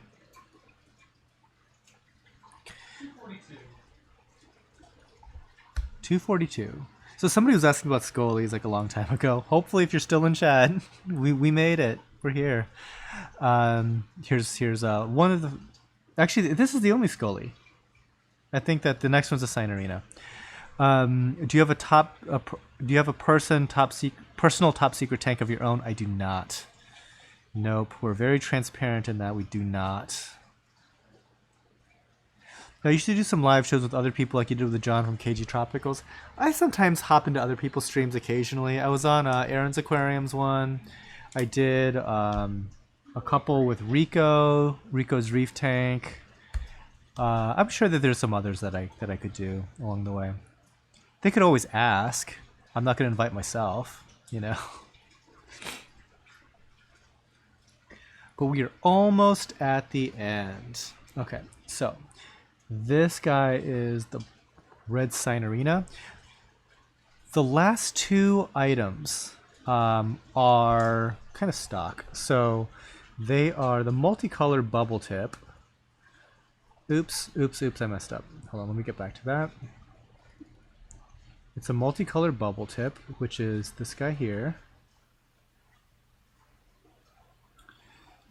Yes, and I believe there's 5 of those available at that price. We usually charge $75. And then there is some Codium macroalgae. So if you guys are looking for something that pretty much no herbivore eats, that you can have in your, what do you call it? In your refugium or something like that, these guys do make a pretty decent addition. So that pretty much does it for the actual live show portion. I'll give you guys a moment or two just to throw in some last minute questions. I'm gonna flip the script real quick and put on the, there we go. So this was, oh, no, that is not a Codium macroalgae. So I'll do away with that. One last thank you to the Patreon.